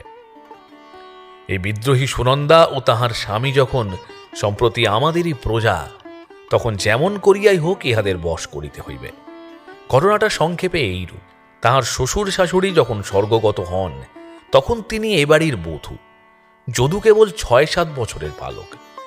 এ বালককে মানুষ করিয়া তুলিবার ভার তাহারই উপর পড়ে, এবং সেদিন পর্যন্ত এ ভার তিনি বহন করিয়াই আসিয়াছেন। পৈতৃক বিষয়ের মধ্যে একখানি মাটির ঘর, বিঘা ২-৩ ব্রহ্মোত্তর জমি এবং ঘর কয়েক যজমান মাত্র এইটুকুর ওপর নির্ভর করিয়াই তাহার স্বামীকে সংসার সমুদ্রে ভাসিতে হয়। আজ এই যে প্রাচুর্য, এই যে সচ্ছলতা, এ সকল সমস্তই তাহার সকৃত উপার্জনের ফল। ঠাকুরপো কোনো সাহায্যই করেন নাই। সাহায্য কখনো তাহার কাছে প্রার্থনাও করা হয় নাই। এখন বুঝি তিনি অনেক দাবি করছেন? দাবি কিসের বাবা? এ তো সমস্তই তার, সমস্তই সে নিত। সুনন্দা যদি না মাঝে পড়ে আমার সোনার সংসার ছাড়খাড় করে দিত। আমি কথাটা ঠিকমতো বুঝিতে না পারিয়া আশ্চর্য হইয়া জিজ্ঞাসা করিলাম, কিন্তু আপনার এই ছেলেটি? তিনিও প্রথমটা বুঝিতে পারিলেন না, পরে বুঝিয়া বলিলেন, ওই বিজয়ের কথা বলছো? ও তো আমাদের ছেলে নয় বাবা, ও একটি ছাত্র, ঠাকুরপোর টোলে পড়তো। এখনো তার কাছেই পড়ে, শুধু আমাদের কাছে থাকে। এই বলিয়াই তিনি বিজয় সম্বন্ধে আমাদের অজ্ঞতা দূর করিয়া কহিতে লাগিলেন। কত দুঃখে যে ঠাকুরপোকে মানুষ করি সে শুধু ভগবান জানেন, এবং পাড়ার লোকেও কিছু কিছু জানে, কিন্তু নিজে সে আজ সমস্ত ভুলেছে, শুধু আমরাই ভুলতে পারিনি। এই বলিয়া তিনি চোখের কোণটা হাত দিয়া মুছিয়া ফেলিয়া কহিলেন, কিন্তু সেসব যাক বাবা, সে অনেক কথা। আমি ঠাকুরপোর বইতে দিলাম, কর্তা তাকে পড়ার জন্যে মিহিরপুরের শিবু তর্কালঙ্কারের টোলে পাঠিয়ে দিলেন। বাবা, ছেলেটাকে ছেড়ে থাকতে পারিনি বলে আমি নিজে কতদিন গিয়ে মিহিরপুরে বাস করে এসেছি, সেও আজ তার মনে পড়ে না। যাক, এমন করে কত বছরই না কেটে গেল। ঠাকুরপোর পড়া সাঙ্গ হলো, কর্তা তাকে সংসারী করবার জন্যে মেয়ে খুঁজে বেড়াতে লাগলেন। এমন সময় বলা নেই কওয়া নেই, হঠাৎ একদিন শিবু তর্কালঙ্কারের মেয়ে সুনন্দাকে বিয়ে করে এনে উপস্থিত। আমাকে নাই বলুক বাবা, অন্তত দাদার মতটা পর্যন্ত নিলে না। মত না নেওয়ার কি বিশেষ কারণ ছিল? ছিল বই কি, ওরা আমাদের ঠিক সঘরও নয়, কুলে শিলে মানেও ঢের ছোট। কর্তা রাগ করলেন, দুঃখে লজ্জায় বোধ করি এমন মাসখানেক কারোর সঙ্গে কথাবার্তা পর্যন্ত কইলেন না। কিন্তু আমি রাগ করিনি। সুনন্দার মুখখানি দেখে প্রথম দিকেই যেন গলে গেলাম। তার উপর যখন শুনতে পেলাম তার মা মারা গেছে, বাপ ঠাকুরপোর হাতে তাকে সঁপে দিয়ে সন্ন্যাসী হয়ে বেরিয়ে গেছেন, তখন ওই ছোট্ট মেয়েটিকে পেয়ে আমার কি যে হলো তা তোমাকে বুঝিয়ে বলতে পারবো না। কিন্তু সে যে একদিন তার এমন শোধ দেবে, এ কথা তখন কে ভেবেছিল? এই বলিয়া তিনি হঠাৎ ঝরঝর করিয়া কাঁদিয়া ফেলিলেন। বুঝিলাম এইখানে ব্যথাটা অতিশয় তীব্র, কিন্তু নীরবে রহিলাম। রাজলক্ষ্মীও এতক্ষণ কোনো কথা কহে নাই। সে আস্তে আস্তে জিজ্ঞাসা করিল, এখন তারা কোথায়? প্রত্যুত্তরে তিনি ঘাড় নাড়িয়া যাহা ব্যক্ত করিলেন তাহাতে বুঝা গেল ইহারা আজও এই গ্রামেই আছেন। ইহার পরে অনেকক্ষণ পর্যন্ত কথা কহিলেন না। তাহার সুস্থ হইতে একটু বেশি সময় হয়ে গেল, কিন্তু আসল বস্তুটা এখনো পর্যন্ত ভালো করিয়া বোঝাই গেল না। এদিকে আমার খাওয়া প্রায় শেষ হইয়া আসিয়াছিল, কারণ কান্নাকাটি সত্ত্বেও এ বিষয়ে বিশেষ বিঘ্ন ঘটে নাই। সহসা তিনি চোখ মুছিয়া সোজা হইয়া বসিলেন এবং আমার থালার দিকে চাহিয়া অনুতপ্ত কণ্ঠে বলিয়া উঠিলেন, থাক বাবা, সমস্ত দুঃখের কাহিনী বলতে গেলে শেষও হবে না, তোমাদের ধৈর্য থাকবে না। আমার সোনার সংসার যারা চোখে দেখেছে কেবল তারাই জানে ছোট বউ আমার কি সর্বনাশ করে গেছে। কেবল সেই লঙ্কাকাণ্ডটাই তোমাদের সংক্ষেপে বলবো। যে সম্পত্তিটার উপর আমাদের সমস্ত নির্ভর, সেটা একসময় একজন তাঁতির ছিল। বছরখানেক পূর্বে হঠাৎ একদিন সকালে তার বিধবা স্ত্রী নাবালক ছেলেটিকে সঙ্গে করে বাড়িতে এসে উপস্থিত। রাগ করে কত কি যে বলে গেল তার ঠিকানা নেই। হয়তো তার কিছুই সত্য নয়, হয়তো তার সমস্তই মিথ্যে। ছোট বউ স্নান করে যাচ্ছিল রান্নাঘরে, সে যেন সেই সব শুনে একেবারে পাথর হয়ে গেল। তারা চলে গেলেও তার সে ভাব আর ঘুচতেই চাইল না। আমি ডেকে বললাম, সুনন্দা, দাঁড়িয়ে রইলি, বেলা হয়ে যাচ্ছে না? কিন্তু জবাবের জন্য তার মুখের পানে চেয়ে আমার ভয় হলো। তার চোখের চাহনিতে কিসের যেন একটা আলো ঠিকরে পড়ছে, কিন্তু শ্যামবর্ণ মুখখানি একেবারে ফ্যাকাশে। বিবর্ণ তাঁতি বউয়ের প্রত্যেক কথাটি যেন বিন্দু বিন্দু করে তার সর্বাঙ্গ থেকে সমস্ত রক্ত শুষে নিয়ে গেছে। সে তক্ষুনি আমার জবাব দিলে না, কিন্তু আস্তে আস্তে কাছে এসে বললে, দিদি, তাঁতি বউকে তার স্বামীর বিষয়ে তোমরা ফিরিয়ে দেবে না? তার এইটুকু নাবালক ছেলেকে আমরা সর্বস্ব বঞ্চিত করে সারা জীবন পথের ভিখারি করে রাখবে? আশ্চর্য হয়ে বললাম, শোনো কথা একবার।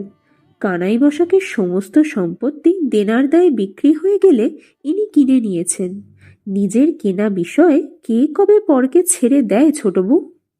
কিন্তু বড় ঠাকুর এত টাকা পেলেন কোথায়?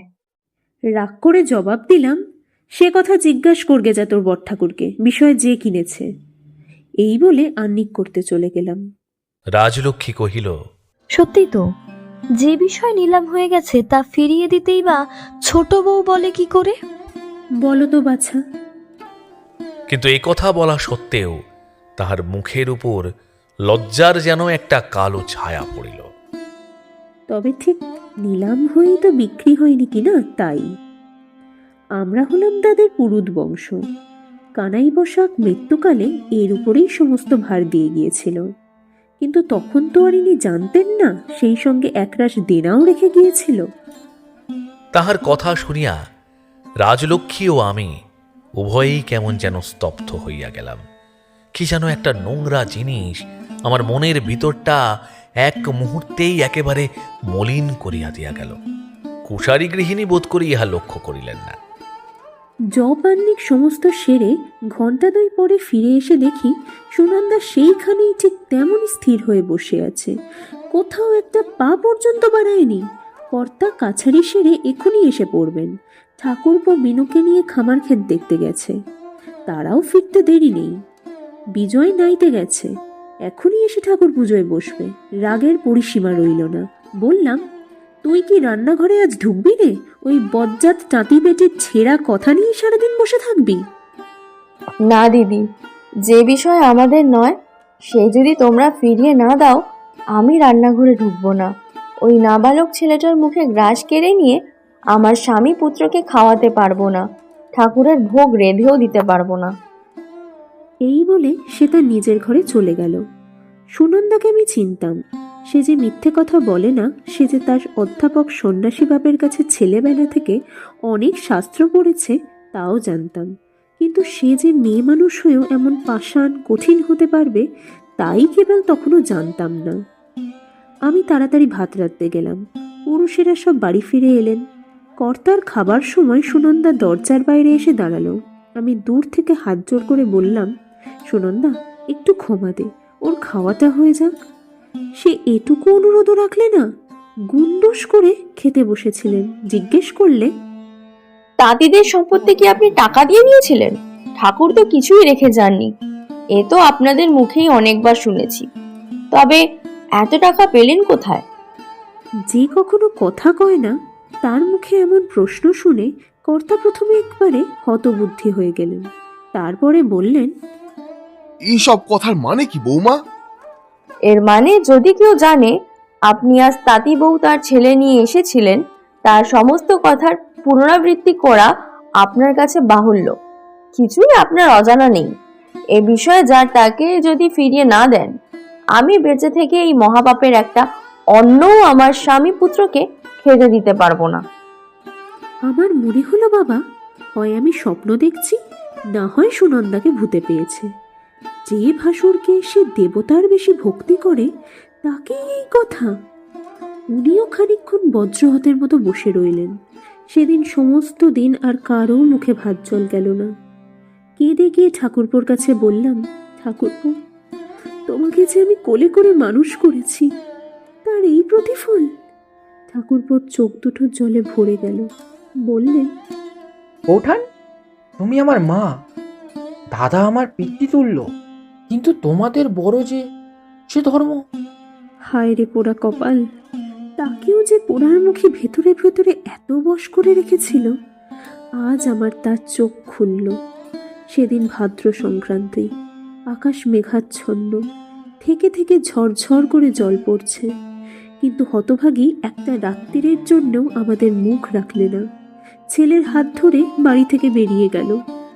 আমার শ্বশুরের কালে একঘর প্রজা মরহেজে বছর 2 হল চলে গেছে। তাদেরই ভাঙা ঘর একখানি তখনও কোনো মতে দাঁড়িয়েছিল। শিয়াল, কুকুর, সাপ ব্যাঙের সঙ্গে তাতেই গিয়ে সেই দুর্দিনে আশ্রয় নিলে। উঠোনে জল কাদা মাটির উপর লুটিয়ে পড়ে কেঁদে উঠলাম। সর্বনাশী, এই যদি তোর মনে ছিল, এ সংসারে ঢুকেছিলি কেন? বিনুকে পর্যন্ত যে নিয়ে চললি, তুই কি শ্বশুরকুলের নামটা পর্যন্ত পৃথিবীতে থাকতে দেবি না প্রতিজ্ঞা করেছিস?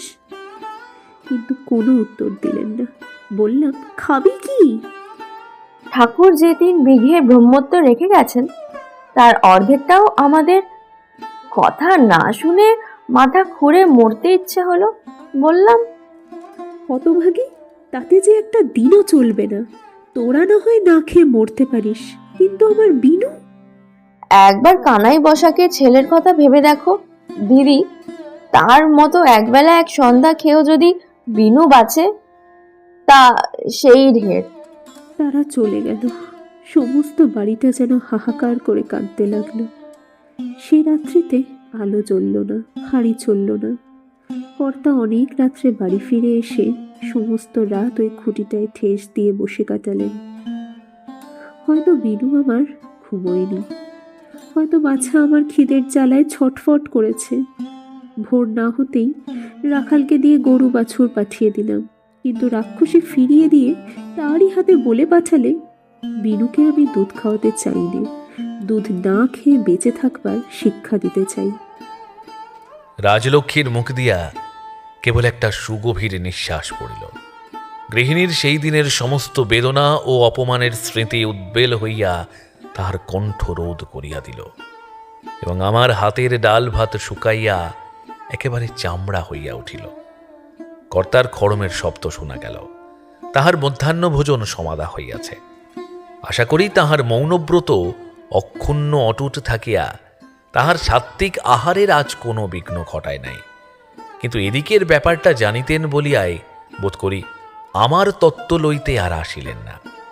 গৃহিণী চোখ মুছিয়া নাক ঝাড়িয়া গলা পরিষ্কার করিয়া কহিলেন, তারপর গ্রামে গ্রামে পাড়ায় পাড়ায় লোকের মুখে মুখে কি দুর্নাম, কি কেলেঙ্কারি বাবা, সে আর তোমাদের কি বলবো।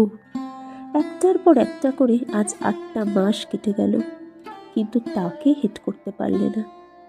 কর্তা ভেবে ভেবে আর আড়ালে কেঁদে কেঁদে যেন কাঠ হয়ে উঠতে লাগলেন। ছেলেটা ছিল তার প্রাণ, আর ঠাকুরপোকে ভালোবাসতেন ছেলের চেয়েও বেশি।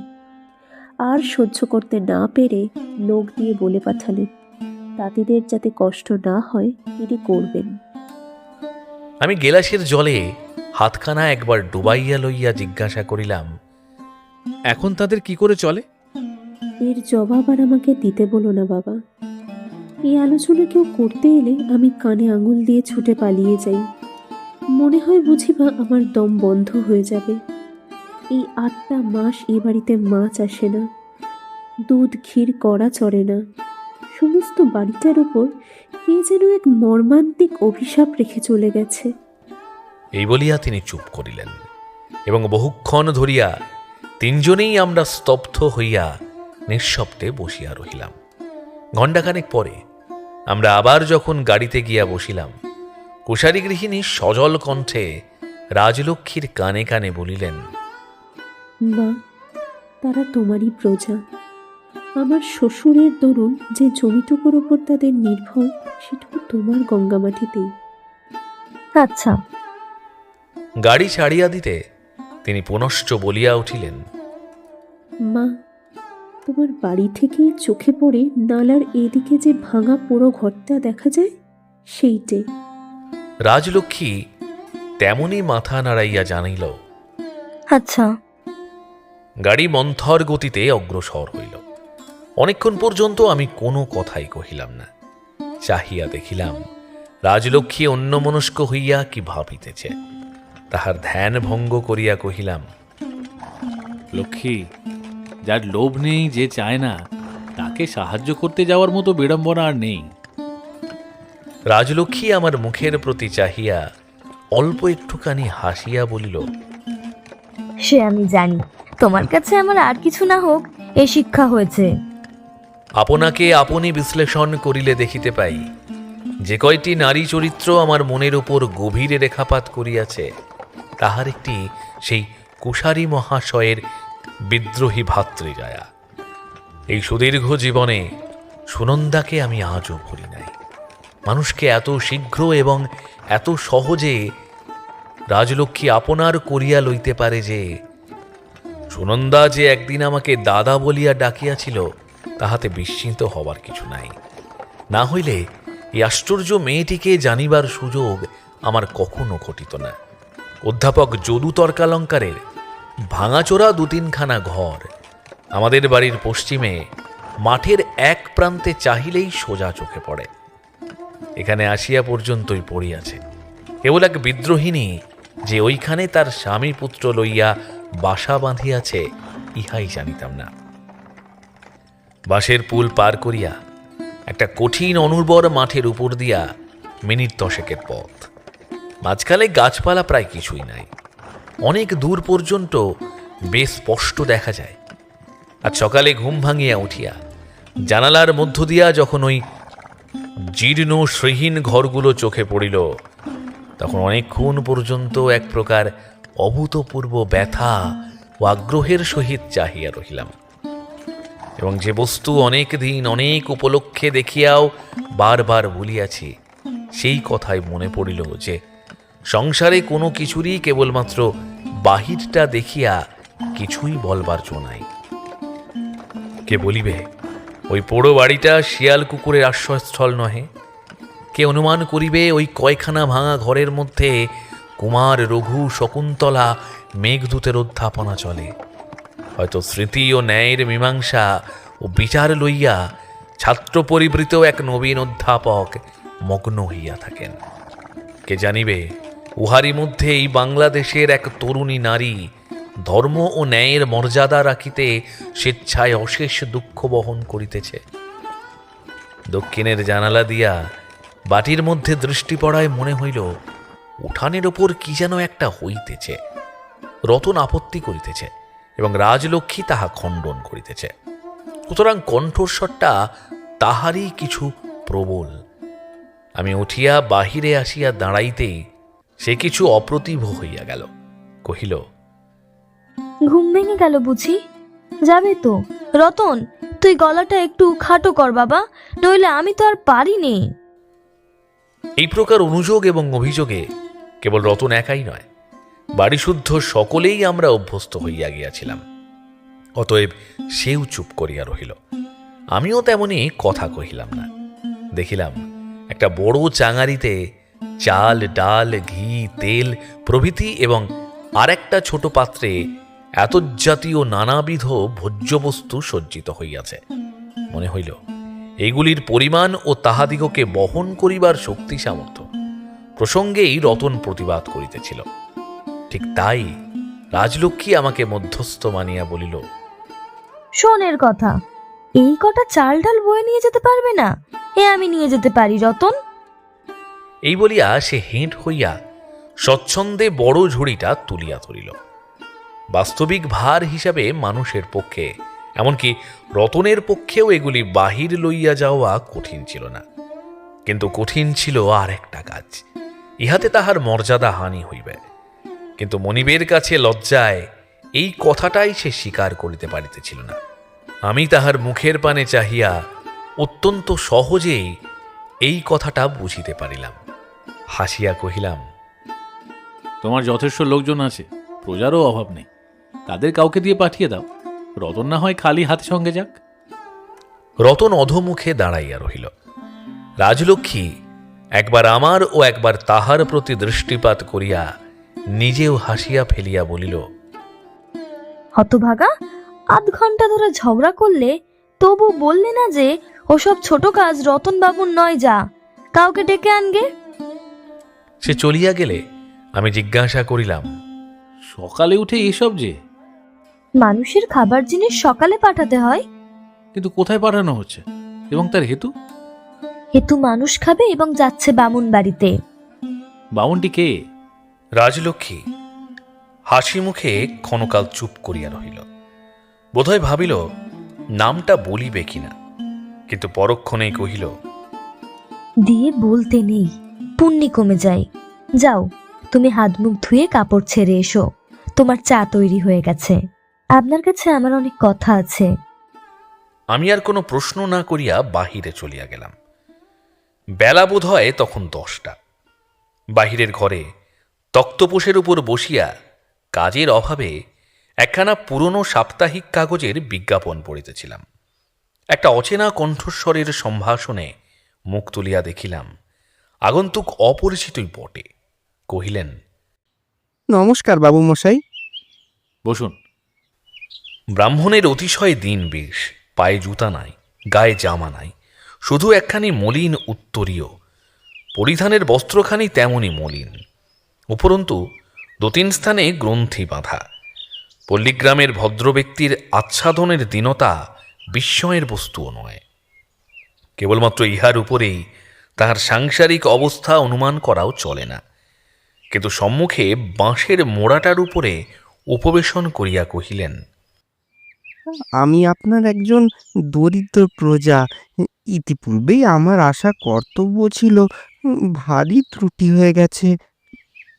আমাকে জমিদার মনে করিয়া কেহ আলাপ করিতে আসিলে আমি মনে মনে যেমন লজ্জিত হইতাম তেমনি বিরক্ত হইতাম। বিশেষত ইহারা যে সকল নিবেদন ও আবেদন লইয়া উপস্থিত হইত এবং যে সকল বদ্ধমূল উৎপাত ও অত্যাচারের প্রতিবিধান প্রার্থনা করিত, তাহাতে আমার কোনো হাতই ছিল না। ইহার প্রতিও প্রসন্ন হইতে পারিলাম না। কহিলাম, বিলম্বে আসার জন্য আপনি দুঃখিত হবেন না, কারণ একেবারে না এলেও আমি ত্রুটি নিতাম না। ওরকম স্বভাব আমার নয়, কিন্তু আপনার প্রয়োজন। অসময়ে এসে আপনার কাজে হয়তো ব্যাঘাত করলাম, আমি আরেকদিন আসবো। এই বলিয়া তিনি উঠিয়া দাঁড়াইলেন। আমার কাছে আপনার কি প্রয়োজন বলুন। আমার বিরক্তিটা তিনি অনায়াসে লক্ষ্য করিলেন। একটু মৌন হইয়া শান্তভাবে বললেন, আমি সামান্য ব্যক্তি, প্রয়োজনে যৎ সামান্য। মা ঠাকুরন আমাকে স্মরণ করেছেন, হয়তো তার আবশ্যিক থাকতে পারে, আমার কিছু নেই। জবাবটা কঠোর কিন্তু সত্য, এবং আমার প্রশ্নের তুলনায় অসঙ্গতও নয়। কিন্তু এখানে আসিয়া পর্যন্ত নাকি এরূপ জবাব শোনাইবার লোক ছিল না। তাই ব্রাহ্মণের প্রত্যুত্তরে কেবল বিস্ময়াপন্ন নয়, সহসা ক্রুদ্ধ হইয়া উঠিলাম। অথচ মেজাজ আমার স্বভাবত রুক্ষও নয়। অন্যত্র কোথাও এ কথায় কিছু মনেও হইত না, কিন্তু ঐশ্বর্যের ক্ষমতা জিনিসটা এতটাই বিশ্রী যে সেটা পরের ধার করা হইলেও তার অপব্যবহারের প্রলোভন মানুষের সহজে কাটিয়া উঠিতে পারে না। অতএব অপেক্ষাকৃত ঢের বেশি রূঢ় উত্তরই হঠাৎ মুখে আসিয়া পড়িয়াছিল। কিন্তু ঝাঁচটা তার উৎক্ষিপ্ত হইবার পূর্বেই দেখিলাম পাশের দরজাটা খুলিয়া গেল এবং রাজলক্ষ্মী তাহার পূজার আসন হইতে অসমাপ্ত আহ্নিক ফেলিয়া রাখিয়াই উঠিয়া আসিল। দূর হইতে সসম্ভ্রমে প্রণাম করিয়া কহিল, আপনি তো আমার সংসারের অনেক দিনের দুশ্চিন্তা দূর করে দিলেন। এতে প্রায় আমাদের 15 দিনের খাওয়া দাওয়া চলে যাবে। কিন্তু সম্প্রতি অকাল চলছে, ব্রত নিয়ম কিছুরই দিন নেই। আপনার ব্রাহ্মণী কেবল বারব্রতের দিনগুলোতেই শিখে রেখেছেন, কিন্তু প্রতিবেশীর তত্ত্ব নেবার কালাকাল বিচারটা আমার কাছে শিখে যেতে বলে দেবেন। এত বড় সিধেটা কি তাহলে মা? প্রশ্নটা তিনি শেষ করিতে পারিলেন না, অথবা ইচ্ছা করিয়াই করিলেন না। কিন্তু আমি এই দাম্ভিক ব্রাহ্মণের অনুক্ত বাক্যের মর্মটা সম্পূর্ণ উপলব্ধি করিলাম। কিন্তু ভয় হইল, আমারই মতো না বুঝিয়া রাজলক্ষ্মী হয়তো একটা শক্ত কথা শুনিবে। লোকটির একদিকের পরিচয় এখনো অজ্ঞাত থাকিলেও আরেকদিকের পরিচয় ইতিপূর্বেই পাইয়াছিলাম। সুতরাং এমন ইচ্ছা হইল না যে আমারই সম্মুখে আবার তাহার পুনরাবৃত্তি ঘটে। শুধু একটা সাহস এই ছিল যে কেহ কোনোদিন মুখোমুখি রাজলক্ষ্মীকে নিরুত্তর করিয়া দিতে পারিত না। ঠিক তাহাই হইল। এই বিশ্রী প্রশ্নটাকেও সে অত্যন্ত সহজে পাশ কাটাইয়া গিয়া হাসিয়া বলিল, তর্কালঙ্কার মশাই, শুনেছি আপনি ব্রাহ্মণী ভারী রাগী মানুষ। বিনা নিমন্ত্রণে গিয়ে পড়লে হয়তো চটে যাবেন, নইলে এই কথার জবাব তাকেই দিয়ে আসতাম। এতক্ষণে বুঝিলাম ইনি যদুনাথ কুশারী, অধ্যাপক মানুষ। প্রিয়তমার মেজাজের উল্লেখে নিজের মেজাজ হারাইয়া ফেলিলেন। হাহা করিয়া উচ্চ হাস্যে ঘর ভরিয়া প্রসন্ন চিত্তে বলিলেন, না মা, রাগই হবে কেন? নিতান্তই সোজা মানুষ, আমরা দরিদ্র। আপনি গেলে তো তার উপযুক্ত সম্মান করতে পারবো না। তিনি আসবেন, একটু সময় পেলে আমি তাকে সঙ্গে করে নিয়ে আসবো। তর্কালঙ্কার মশাই আপনার ছাত্র কটি? 5টি। এদেশে বেশি ছাত্র তো পাবার জো নেই, অধ্যাপনা কেবল নামমাত্র। সবকটিকেই খেতে পড়তে দিতে হয়? না, বিজয় তো দাদার ওখানে থাকে। একটির বাড়ি আমার গ্রামের মধ্যেই, কেবল 3টি ছাত্র আমার কাছে থাকে। এই দুঃসময়ে এত সহজ নয় তর্কালঙ্কার মশাই। ঠিক এই কণ্ঠস্বরের প্রয়োজন ছিল, না হইলে অভিমানী অধ্যাপকের উত্তপ্ত হইয়া উঠার কিছুমাত্র বাধা ছিল না। অথচ এবার তাহার মনটা একেবারে ওদিক দিয়াই গেল না। অতি সহজেই গৃহের দুঃখ দৈন্য স্বীকার করিয়া ফেলিলেন। বলিলেন, কি করে যে চলে সে কেবল আমরা 2 প্রাণীই জানি। কিন্তু তবু তো ভগবানের উদয়স্ত আটকে থাকে না মা। তাছাড়া উপায় বা কি? অধ্যয়ন অধ্যাপনা তো ব্রাহ্মণেরই কাজ। আচার্যদেবের কাছে যা পেয়েছি সে তো কেবল ন্যস্ত ধন, আর একদিন সে তো ফিরিয়ে দিতেই হবে মা। একদিন এই ভার ছিল দেশের ভূস্বামীর ওপর, কিন্তু এখন দিনকাল সমস্তই বদলে গেছে। সে অধিকার তাদের নেই, সে দায়িত্ব গেছে। প্রজার রক্ত শোষণ করা ছাড়া আর তাদের কোনো করণীয় নেই। তাদের ভূস্বামী বলে মনে করতেই এখন ঘৃণা বোধ হয়। কিন্তু ওদের মধ্যে কেউ যদি কোনো প্রায়শ্চিত্ত করতে চায় তাতে যেন আবার বাধা দেবেন না। কুশারী লজ্জা পাইয়া নিজেও হাসিলেন, কহিলেন, বিমনা হয়ে আপনার কথাটা আমি মনেই করিনি, কিন্তু বাধা দেব কেন? সত্যি তো আপনাদেরই কর্তব্য। আমরা পুজো আচ্চার করি, কিন্তু একটা মন্তরও হয়তো শুদ্ধ আবৃত্তি করতে পারিনি। এও কিন্তু আপনার কর্তব্য, তা স্মরণ করিয়ে দিচ্ছি। তাই হবে মা। রাজলক্ষ্মী তাহাকে ভূমিষ্ঠ প্রণাম করিল। যাইবার সময় আমিও কোনো মতে একটা নমস্কার সারিয়া লইলাম। আজ তোমাকে একটু সকাল সকাল নাওয়া খাওয়া সেরে নিতে হবে। কেন বলো তো?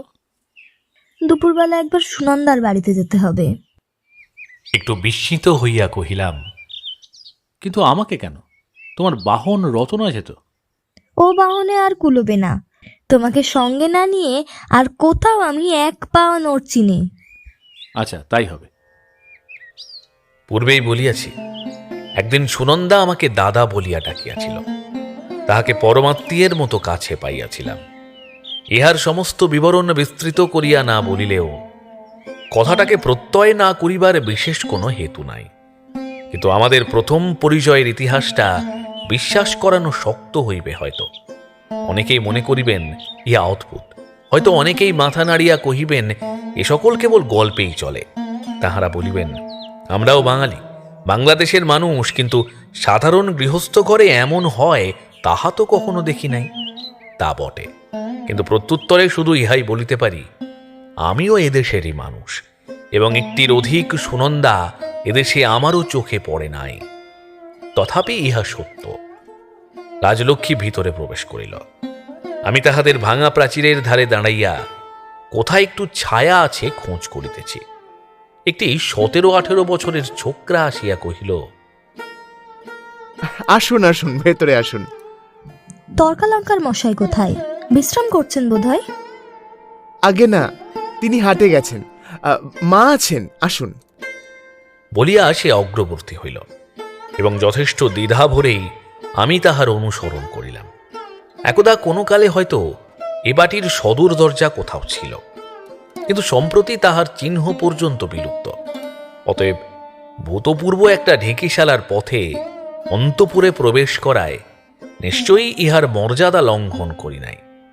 প্রাঙ্গণে উপস্থিত হইয়া সুনন্দাকে দেখিলাম। 19-20 বছরের শ্যামবর্ণ একটি মেয়ে, এই বাড়িটির মতোই একেবারে আভরণ বর্জিত। সম্মুখের অপরিসর বারান্দার একধারে মুড়ি ভাজিতেছিল। বোধহয় রাজলক্ষ্মীর আগমনের সঙ্গে সঙ্গেই উঠিয়া দাঁড়াইয়া আমাকে জীর্ণ একখানি কম্বলের আসন পাতিয়া দিয়া নমস্কার করিয়া কহিল, বসুন অজয়, উনুন আগুন আছে, একটু তামাক সেজে দাও বাবা। রাজলক্ষ্মী বিনা আসনে পূর্বে উপবিষ্ট হইয়াছিল। আমরা কে অজয় বোধহয় তাহা জানিতে পারিয়াছিল। সে তাহার গুরুপত্নীর কথায় সহসা অত্যন্ত ব্যস্ত হইয়া বলিয়া উঠিল, নেই? তাহলে পান বুঝি আজ হঠাৎ ফুরিয়ে গেছে মা? সুনন্দা তাহার মুখের দিকে এক মুহূর্ত মুখ টিপিয়া চাহিয়া থাকিয়া কহিল, ওটা আজ ফুরিয়ে গেছে না কেবল হঠাৎ একদিনই ছিল অজয়? এই বলিয়া সহসা খিলখিল করিয়া হাসিয়া উঠিয়া রাজলক্ষ্মীকে বলিল।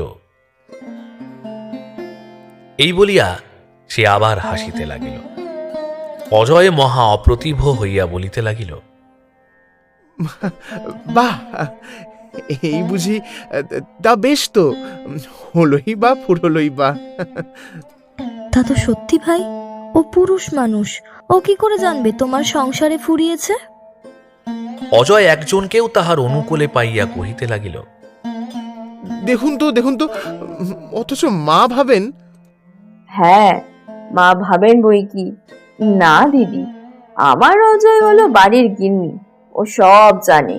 কেবল এখানে যে কোনো কষ্ট আছে মায়ের বাবুগিরি পর্যন্ত, এটাই ও স্বীকার করতে পারিনি। বলিতে বলিতে কথাটা আর শেষ না করিয়াই সে বোধ করি আমার জন্য তামাক সাজিতেই বাহিরে প্রস্থান করিল। বামুন পণ্ডিতের ঘরে এইটুকুই যথেষ্ট, খুঁজলে এক আড্ডা সুপুরিও পাওয়া যেতে পারে। আচ্ছা, আমি দেখছি। এই বলিয়া সেও যাইবার উদ্যোগ করিতেই রাজলক্ষ্মী সহসা তাহার আঁচল ধরিয়া কহিল, হত্যু কি আমার সইবে না ভাই? সুপুরিতেও কাজ নেই, তুমি একটুখানি আমার কাছে স্থির হয়ে বসো, দুটো কথা কই। এই বলিয়া সে এক প্রকার জোর করিয়াই তাহাকে পার্শ্বে বসাইল। আতিথ্যের দায় হইতে অব্যাহতি পাইয়া ক্ষণকালের নিমিত্ত উভয়ে নীরব রহিল। এই অবকাশে আমি আর একবার নূতন করিয়া সুনন্দাকে দেখিয়া লইলাম। প্রথমেই মনে হইল, বস্তুত এই দারিদ্র জিনিসটা সংসারে কতই না অর্থহীন। একজন যদি তাহাকে স্বীকার না করে, এই যে আমাদের সাধারণ বাঙালি ঘরের সামান্য একটি মেয়ে, বাহির হইতে যাহার কোনো বিশেষত্ব নাই, না আছে রূপ, না আছে বস্ত্র অলঙ্কার, এই ভগ্ন গৃহের যেদিকে দৃষ্টিপাত করো কেবল অভাব অনটনের ছায়া। কিন্তু তবুও সে যে ওই ছায়া মাত্রই, তার বেশি কিছু নয়। সে কথাও যেন সঙ্গে সঙ্গেই চোখে পড়িতে বাকি থাকে না। অভাবের দুঃখটাকে এই মেয়েটি কেবলমাত্র যেন চোখের ইঙ্গিতে নিষেধ করিয়া দূরে রাখিয়াছে। জোর করিয়া সে ভিতরে প্রবেশ করে, এত বড় সাহস তাহার নাই। অথচ মাস কয়েক পূর্বেও ইহার সমস্তই ছিল। ঘরবাড়ি, লোকজন, আত্মীয়, বন্ধু, সচ্ছল সংসার, কোনো বস্তুরই অভাব ছিল না। শুধু একটা কঠোর অন্যায়ের ততোধিক কঠোর প্রতিবাদ করিতে সমস্ত ছাড়িয়া আসিয়াছে। একখণ্ড জীর্ণ বস্ত্র ত্যাগ করার মতো মনস্থির করিতে একটা বেলাও লাগে নাই। অথচ কোথাও কোনো অঙ্গে ইহার কঠোরতার কোনো চিহ্ন নাই। রাজলক্ষ্মী হঠাৎ আমাকে লক্ষ্য করিয়া কহিল, আমি ভেবেছিলাম সুনন্দার বুঝি বয়স হয়েছে। ও হরি, একেবারে ছেলে মানুষ। অজয় বোধহয় তাহার গুরুদেবের হুঁকাতেই তামাক সাজিয়া আনিতেছিল। সুনন্দা তাহাকে বলিল, ছেলে মানুষ কিরকম? ওই এত বড় বড় ছেলে, যার তার বয়স বুঝি কম? এই বলিয়া সে হাসিতে লাগিল, চমৎকার স্বচ্ছন্দ সরল হাসি। অজয় নিজেই উনুন হইতে আগুন লইবে কিনা জিজ্ঞাসা করায় পরিহাস করিয়া বলিল, কি জানি কি জাতের ছেলে বাবা তুমি, কাজ নেই তোমার উনুন ছুঁয়ে? আসল কথা, জ্বলন্ত অঙ্গার চুল্লি হইতে উঠানো শক্ত বলিয়া সে আপনি গিয়া আগুন তুলিয়া কলিকাটার উপরে রাখিয়া দিয়া অজয়ের হাতে দিল এবং হাসি মুখে ফিরিয়া আসিয়া স্বস্থানে উপবেশন করিল। সাধারণ পল্লী রমণী সুলভ হাসি তামাশা হইতে আরম্ভ করিয়া কথাবার্তায় আচরণে কোনোখানে কোনো বিশেষত্ব ধরিবার জো নাই। অথচ ইতিমধ্যে যে সামান্য পরিচয়টুকু তাহার পাইয়াছি তাহা কতই না অসামান্য। এই অসাধারণতার হেতুটা পরক্ষণেই আমাদের দুজনের কাছেই পরিস্ফুট হইয়া উঠিল। অজয় আমার হাতে হুঁকাটা দিয়া বলিল, মা, ওটা তাহলে তুলে রেখে দিই। সুনন্দা ইঙ্গিতে সায় দেওয়ায় তাহার দৃষ্টি অনুসরণ করিয়া দেখিলাম আমারই অদূরে একখণ্ড কাঠের পিঁড়ার উপর মস্ত মোটা একটা পুঁথি এলোমেলোভাবে খোলা পড়িয়া আছে। এতক্ষণ কেহই উহা দেখে নাই। অজয় তাহার পাতাগুলি গুছাইয়া তুলিতে তুলিতে কণ্যস্বরে কহিল, মা, উৎপত্তি প্রকরণটা তো আজও শেষ হলো না। কবে আর হবে? ও আর হবেই না। ওটা কিসের পুঁথি অজয়? যোগ বাশিষ্ঠ। তোমার মা মুড়ি ভাজছিলেন আর তুমি শোনাচ্ছিলে? অজয়ের এই সরল ও সংক্ষিপ্ত উত্তরে সুনন্দা হঠাৎ যেন লজ্জায় রাঙা হইয়া উঠিল। পড়াবার মতন বিদ্যে ওর মায়ের ছাই আছে না দিদি। দুপুরবেলা একলা সংসারে কাজ করি, উনি প্রায় থাকতে পারেন না। ছেলেরা বই নিয়ে কে যে কখন কি বকে যায় তার 12 আনা আমি শুনতেই পাইনি। ওর কি, যা হোক একটা বলে দিলে। অজয় তাহার যোগ বাশিষ্ঠ লইয়া প্রস্থান করিল। রাজলক্ষ্মী গম্ভীর মুখে স্থির হইয়া বসিয়া রহিল। মুহূর্ত কয়েক পরে সহসা একটা নিঃশ্বাস ফেলিয়া বলিল, বাড়িটা আমার কাছাকাছি হলে আমিও তোমার চেলা হয়ে যেতুম ভাই। একে তো জানি না কিছুই, তাতে আন্নিক পুজোর কথাগুলোও যদি ঠিক মতো বলতে পারতুম। মন্ত্রোচ্চারণ সম্বন্ধে তার সন্দিগ্ধ আক্ষেপ আমি অনেক শুনিয়াছি, ওটা আমার অভ্যাস ছিল।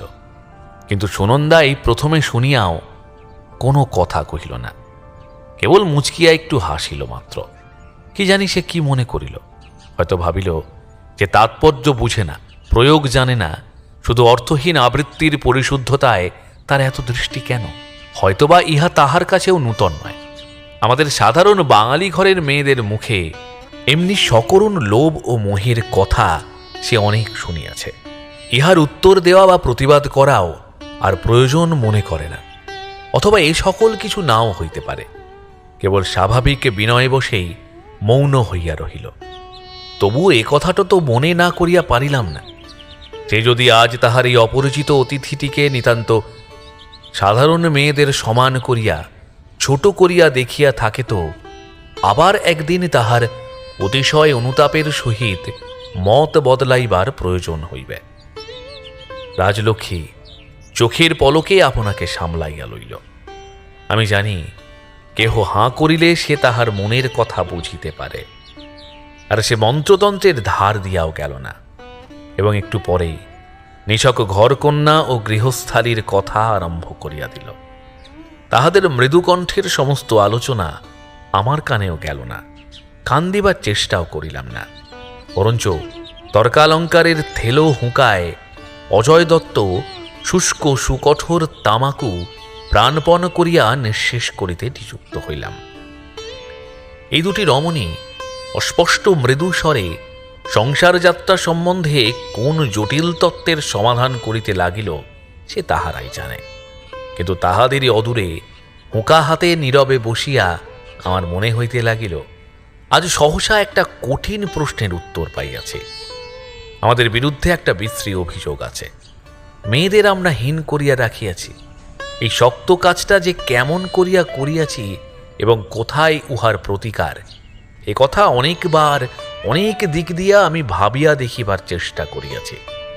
কিন্তু আজ সুনন্দাকে ঠিক এমনই করিয়া নিজের চোখে না দেখিলে বোধ করি সংশয় চিরদিন রহিয়াই যাইত। দেশে ও বিদেশে রকমারি স্ত্রী স্বাধীনতা কতই না দেখিয়াছি। ইহার যে নমুনা বর্মা মুলুকে পা দিয়াই চোখে পড়িয়াছিল তাহা ভুলিবার জো কি? জন্তিনেক ব্রহ্মসুন্দরী প্রকাশ্য রাজপথে দাঁড়াইয়া একটা ষণ্ডামার্কা পুরুষকে আখ পেটা করিতেছেন দেখিয়া পুলকে রোমাঞ্চিত ও ঘর্মাক্ত কলেবর হইয়া উঠিয়াছিলাম। অভয়া মুগ্ধ চোখে নিরীক্ষণ করিয়া বলিয়াছিল, শ্রীকান্তবাবু, আমাদের বাঙালি মেয়েরা যদি এমনই। আমার ঘোড়ামশাই একবার জন্দুই মারোয়াড়ি রমণীর নামে নালিশ করতে গিয়েছিলেন। তাহারা রেলগাড়িতে নাকি ঘোড়ার নাক ও কান প্রবল পরাক্রমে মলিয়া দিয়াছিল। শুনিয়া খুড়িমা আমায় দুঃখ করিয়া বলিয়াছিলেন, আচ্ছা, আমাদের বাঙালির ঘরে ঘরে যদি ওর চলন থাকিলে আমার ঘোড়ামশাই নিশ্চয় ঘোরতর আপত্তি করিতেন। কিন্তু ইহাতেই যে নারী জাতির হীন অবস্থার প্রতিবিধান হইত, তাহাও তো অসংশয় বলা যায় না। ইহাই যে কোথায় এবং কিরূপে হয়, সুনন্দার ভগ্নগৃহের ছিন্ন আসনখানিতে বসিয়া আজ নিঃশব্দে এবং নিঃসন্দেহে অনুভব করিতেছিলাম। কেবল একটা আসন বলিয়া অভ্যর্থনা করা ছাড়া সে আমার সহিত দ্বিতীয় বাক্যালাপ করে নাই। রাজলক্ষ্মীর সঙ্গেও যে কোনো বড় কথার আলোচনায় প্রবৃত্ত হইয়াছিল, তাহাও নহে। কিন্তু সেই যে অজয়ের মিথ্যা আড়ম্বরের প্রত্যুত্তরে হাসি মুখে জানাইয়াছিলে, এ বাড়িতে পান নাই, কিনিবার সামর্থ্য নাই, এখানে উহা দুর্লভ বস্তু, তাহার সকল কথার মাঝে এই কথাটা যেন আমার কানে বাজিতেই ছিল। তাহার সংকোচ লেশহীন এইটুকু পরিহাসে দারিদ্র্যের সমস্ত লজ্জা কোথায় যে মুখ লুকাইল, সারাক্ষণের মধ্যে তাহার দেখাই মিলিল না। এক মুহূর্তেই জানা গেল, এই ভাঙা বাড়ি, এই জীর্ণ গৃহসজ্জা, এই দুঃখ দৈন্য অনটন, এই নিরাভরণ মেয়েটি তাহাদের অনেক উপরে। অধ্যাপক পিতা দিবার মধ্যে তাহার কন্যাকে তাহার অশেষ যত্নে ধর্ম ও বিদ্যাদান করিয়া শ্বশুর কোলে পাঠাইয়াছিলেন। তৎপর সে জুতা মোজা পরিবে কি ঘুমটা খুলিয়া পথে বেড়াইবে, কিংবা অন্যায়ের প্রতিবাদ করিতে স্বামী পুত্র লইয়া ভাঙা বাড়িতে বাস করিবে, তথায় মুড়ি ভাজিবে কি যোগবাশিষ্ঠ পড়াইবে, সে চিন্তা নিতান্তই অকিঞ্চিতকর। মেয়েদের আমরা হীন করিয়াছি কিনা এ তর্ক নিষ্প্রয়োজন, কিন্তু এদিক দিয়া যদি তাহাদের বঞ্চিত করিয়া থাকি, তো সে কর্মের ফলভোগ অনিবার্য। অজয়ের উৎপত্তি প্রকরণ উঠিয়া না পড়িলে সুনন্দার লেখাপড়ার কথা আমরা জানিতেও পারিতাম না। তাহার মুড়ি ভাজা হইতে আরম্ভ করিয়া সরল ও সামান্য হাসি তামাশার মধ্য দিয়া যোগ বশিষ্ঠের ঝাঁজ কোথাও উঁকি মারে নাই। অথচ স্বামীর অবর্তমানে অপরিচিত অতিথির অভ্যর্থনা করিতেও তাহার কোনোখানে বাধিল না। নির্জন গৃহের মধ্যে একটা 17-18 বছরের ছেলের সে এতই সহজে ও অবলীলাক্রমে মা হইয়া গিয়াছে যে শাসন ও সংশয়ের দড়িদড়া দিয়া তাহাকে বাঁধিবার কল্পনাও বোধ করি কোনোদিন তাহার স্বামীর মনে উঠে নাই। অথচ ইহারি প্রহরা দিতে ঘরে ঘরে কত প্রহরী না সৃষ্টি হইয়া গিয়াছে। তর্কালঙ্কার মহাশয় ছেলেটিকে সঙ্গে করিয়া হাটে গিয়াছিলেন। তাহার সহিত দেখা করিয়া যাইবার ইচ্ছা ছিল, কিন্তু এদিকে বেলাও পড়িয়া আসিতেছিল। এই দরিদ্র গৃহলক্ষ্মীর কত কাজই না পড়িয়া আছে মনে করিয়া রাজলক্ষ্মী উঠিয়া পড়িল এবং বিদায় লইয়া কহিল, আজ চলুন, যদি বিরক্ত না হও তো আবার আসবো। আমিও উঠিয়া দাঁড়াইয়া বলিলাম, আমারও কথা কইবার লোক কেউ নেই, যদি অভয় দেন তো মাঝে মাঝে আসব। সুনন্দা মুখে কিছু কহিল না, কিন্তু হাসিয়া ঘাড় নাড়িল। পথে আসিতে আসিতে রাজলক্ষ্মী কহিল, মেয়েটি চমৎকার, যেমন স্বামী তেমনি স্ত্রী, ভগবান এদের বেশ মিলিয়েছেন। হ্যাঁ, ওদের ও বাড়িতে আজ আর কথাটা তুললুম না। কুমারী মশাইকে আজও ভালো চিনতে পারিনি, কিন্তু এরা দুটি যাই বড় চমৎকার। খুব সম্ভব তাই, কিন্তু তোমার তো মানুষ বশ করবার অদ্ভুত ক্ষমতা। দেখো না, চেষ্টা করে যদি এদের আবার মিল করে দিতে পারো। ক্ষমতা থাকতে পারে, কিন্তু তোমাকে বশ করাটা তার প্রমাণ নয়। চেষ্টা করলে ওটা তো অনেকেই পারত। হতেও পারে, তবে চেষ্টার যখন সুযোগ ঘটেনি তখন তর্ক করায় কোনো ফল হবে না। আচ্ছা গো আচ্ছা, দিন এরই মধ্যে ফুরিয়ে গেছে ভেবে দেখো না। আজ সারাদিনটাই কেমন একটা মেঘলাটে গোছের করিয়াছিল। অপরাহ্ন সূর্য অসময়েই একখণ্ড কালো মেঘের আড়ালে ঢাকা পড়ায় আমাদের সামনের আকাশটা রাঙা হইয়া উঠিয়াছিল। তাহারই গোলাপি ছায়া সম্মুখের কঠিন ধূসর মাঠে ও ইহারি একান্নবর্তী এক ঝাড় বাঁশ ও গোটা দুই তেঁতুল গাছে যেন সোনা মাখাইয়া দিয়াছিল। রাজলক্ষ্মীর শেষ অনুযোগের জবাব দিলাম না, কিন্তু ভিতরের মনটা যেন বাহিরের 10 দিকের মতোই রাঙা হইয়া উঠিল। অলক্ষ্যে একবার তাহার মুখের প্রতি চাহিয়া দেখিলাম, ওষ্ঠাধরে হাসি তখনও সম্পূর্ণ মিলায় নাই। বিগলিত স্বর্ণপ্রভায় এই একান্ত পরিচিত হাসি মুখখানি একেবারে যেন অপূর্ণ মনে হইল। হয়তো এ কেবল আকাশের রঙই নয়, হয়তো যে আলো আর এক নারীর কাছ হইতে এইমাত্র আমি আহরণ করিয়া আনিয়াছিলাম, তাহারই অপরূপ দীপ্তি ইহারও অন্তলে খেলিয়া বেড়াইতেছিল। পথে আমরা ছাড়া আর কেহ ছিল না। সে সুমুখে আঙুল বাড়াইয়া কহিল, তোমার ছায়া পড়েনি কেন বলো তো? চাহিয়া দেখিলাম অদূরে ডান দিকে আমাদের অস্পষ্ট ছায়া এক হইয়া মিলিয়াছে। বস্তু থাকলে ছায়া পড়ে, বোধহয় ওটা আর নেই। আগে ছিল, লক্ষ্য করে দেখিনি, ঠিক মনে পড়ছে না। আমার পড়ছে, ছিল না। এতটুকু বয়স থেকে ওটা দেখতে শিখেছিলাম। এই বলিয়া সে একটা পরিতৃপ্তির নিঃশ্বাস ফেলিয়া কহিল, আজকের দিনটা আমার বড় ভালো লেগেছে। মনে হচ্ছে এতদিন পরে একটি সঙ্গী পেলাম। এই বলিয়া সে আমার প্রতি চাহিল। আমি কিছু কহিলাম না, কিন্তু মনে মনে নিশ্চয় বুঝিলাম সে ঠিক সত্য কথাটাই কহিয়াছে। বাটি আসিয়া পৌঁছাইলাম, কিন্তু ধুলা পা ধুইবার অবকাশ মিলিল না। শান্তি ও তৃপ্তি দুই একই সঙ্গে অন্তর্হিত হইল।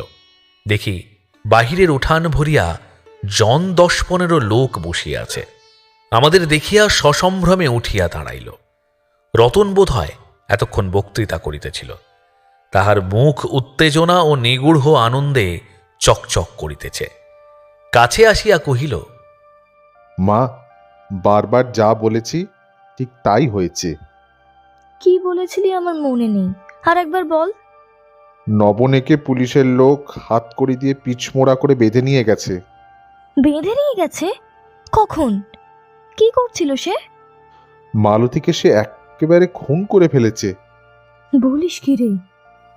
কিন্তু কথা শেষ না হইতেই অনেকে একসঙ্গে বলিয়া উঠিল, না না মা ঠাকুরন, একেবারে খুন করেনি, খুব মেরেছে বটে, কিন্তু মেরে ফেলেনি। তোরা কি জানিস তোকে হাসপাতালে পাঠাতে হবে, কিন্তু খুঁজে পাওয়া যাচ্ছে না। গেল কোথা? তোদের শুদ্ধ হাতে দড়ি পড়তে হবে, জানিস? শুনিয়া সকলের মুখ শুকাইল।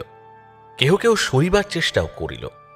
রাজলক্ষ্মী রতনের প্রতি কঠিন দৃষ্টিপাত করিয়া কহিল, তুই ওধারে দাঁড়াগে যা, যখন জিজ্ঞেস করব বলিস।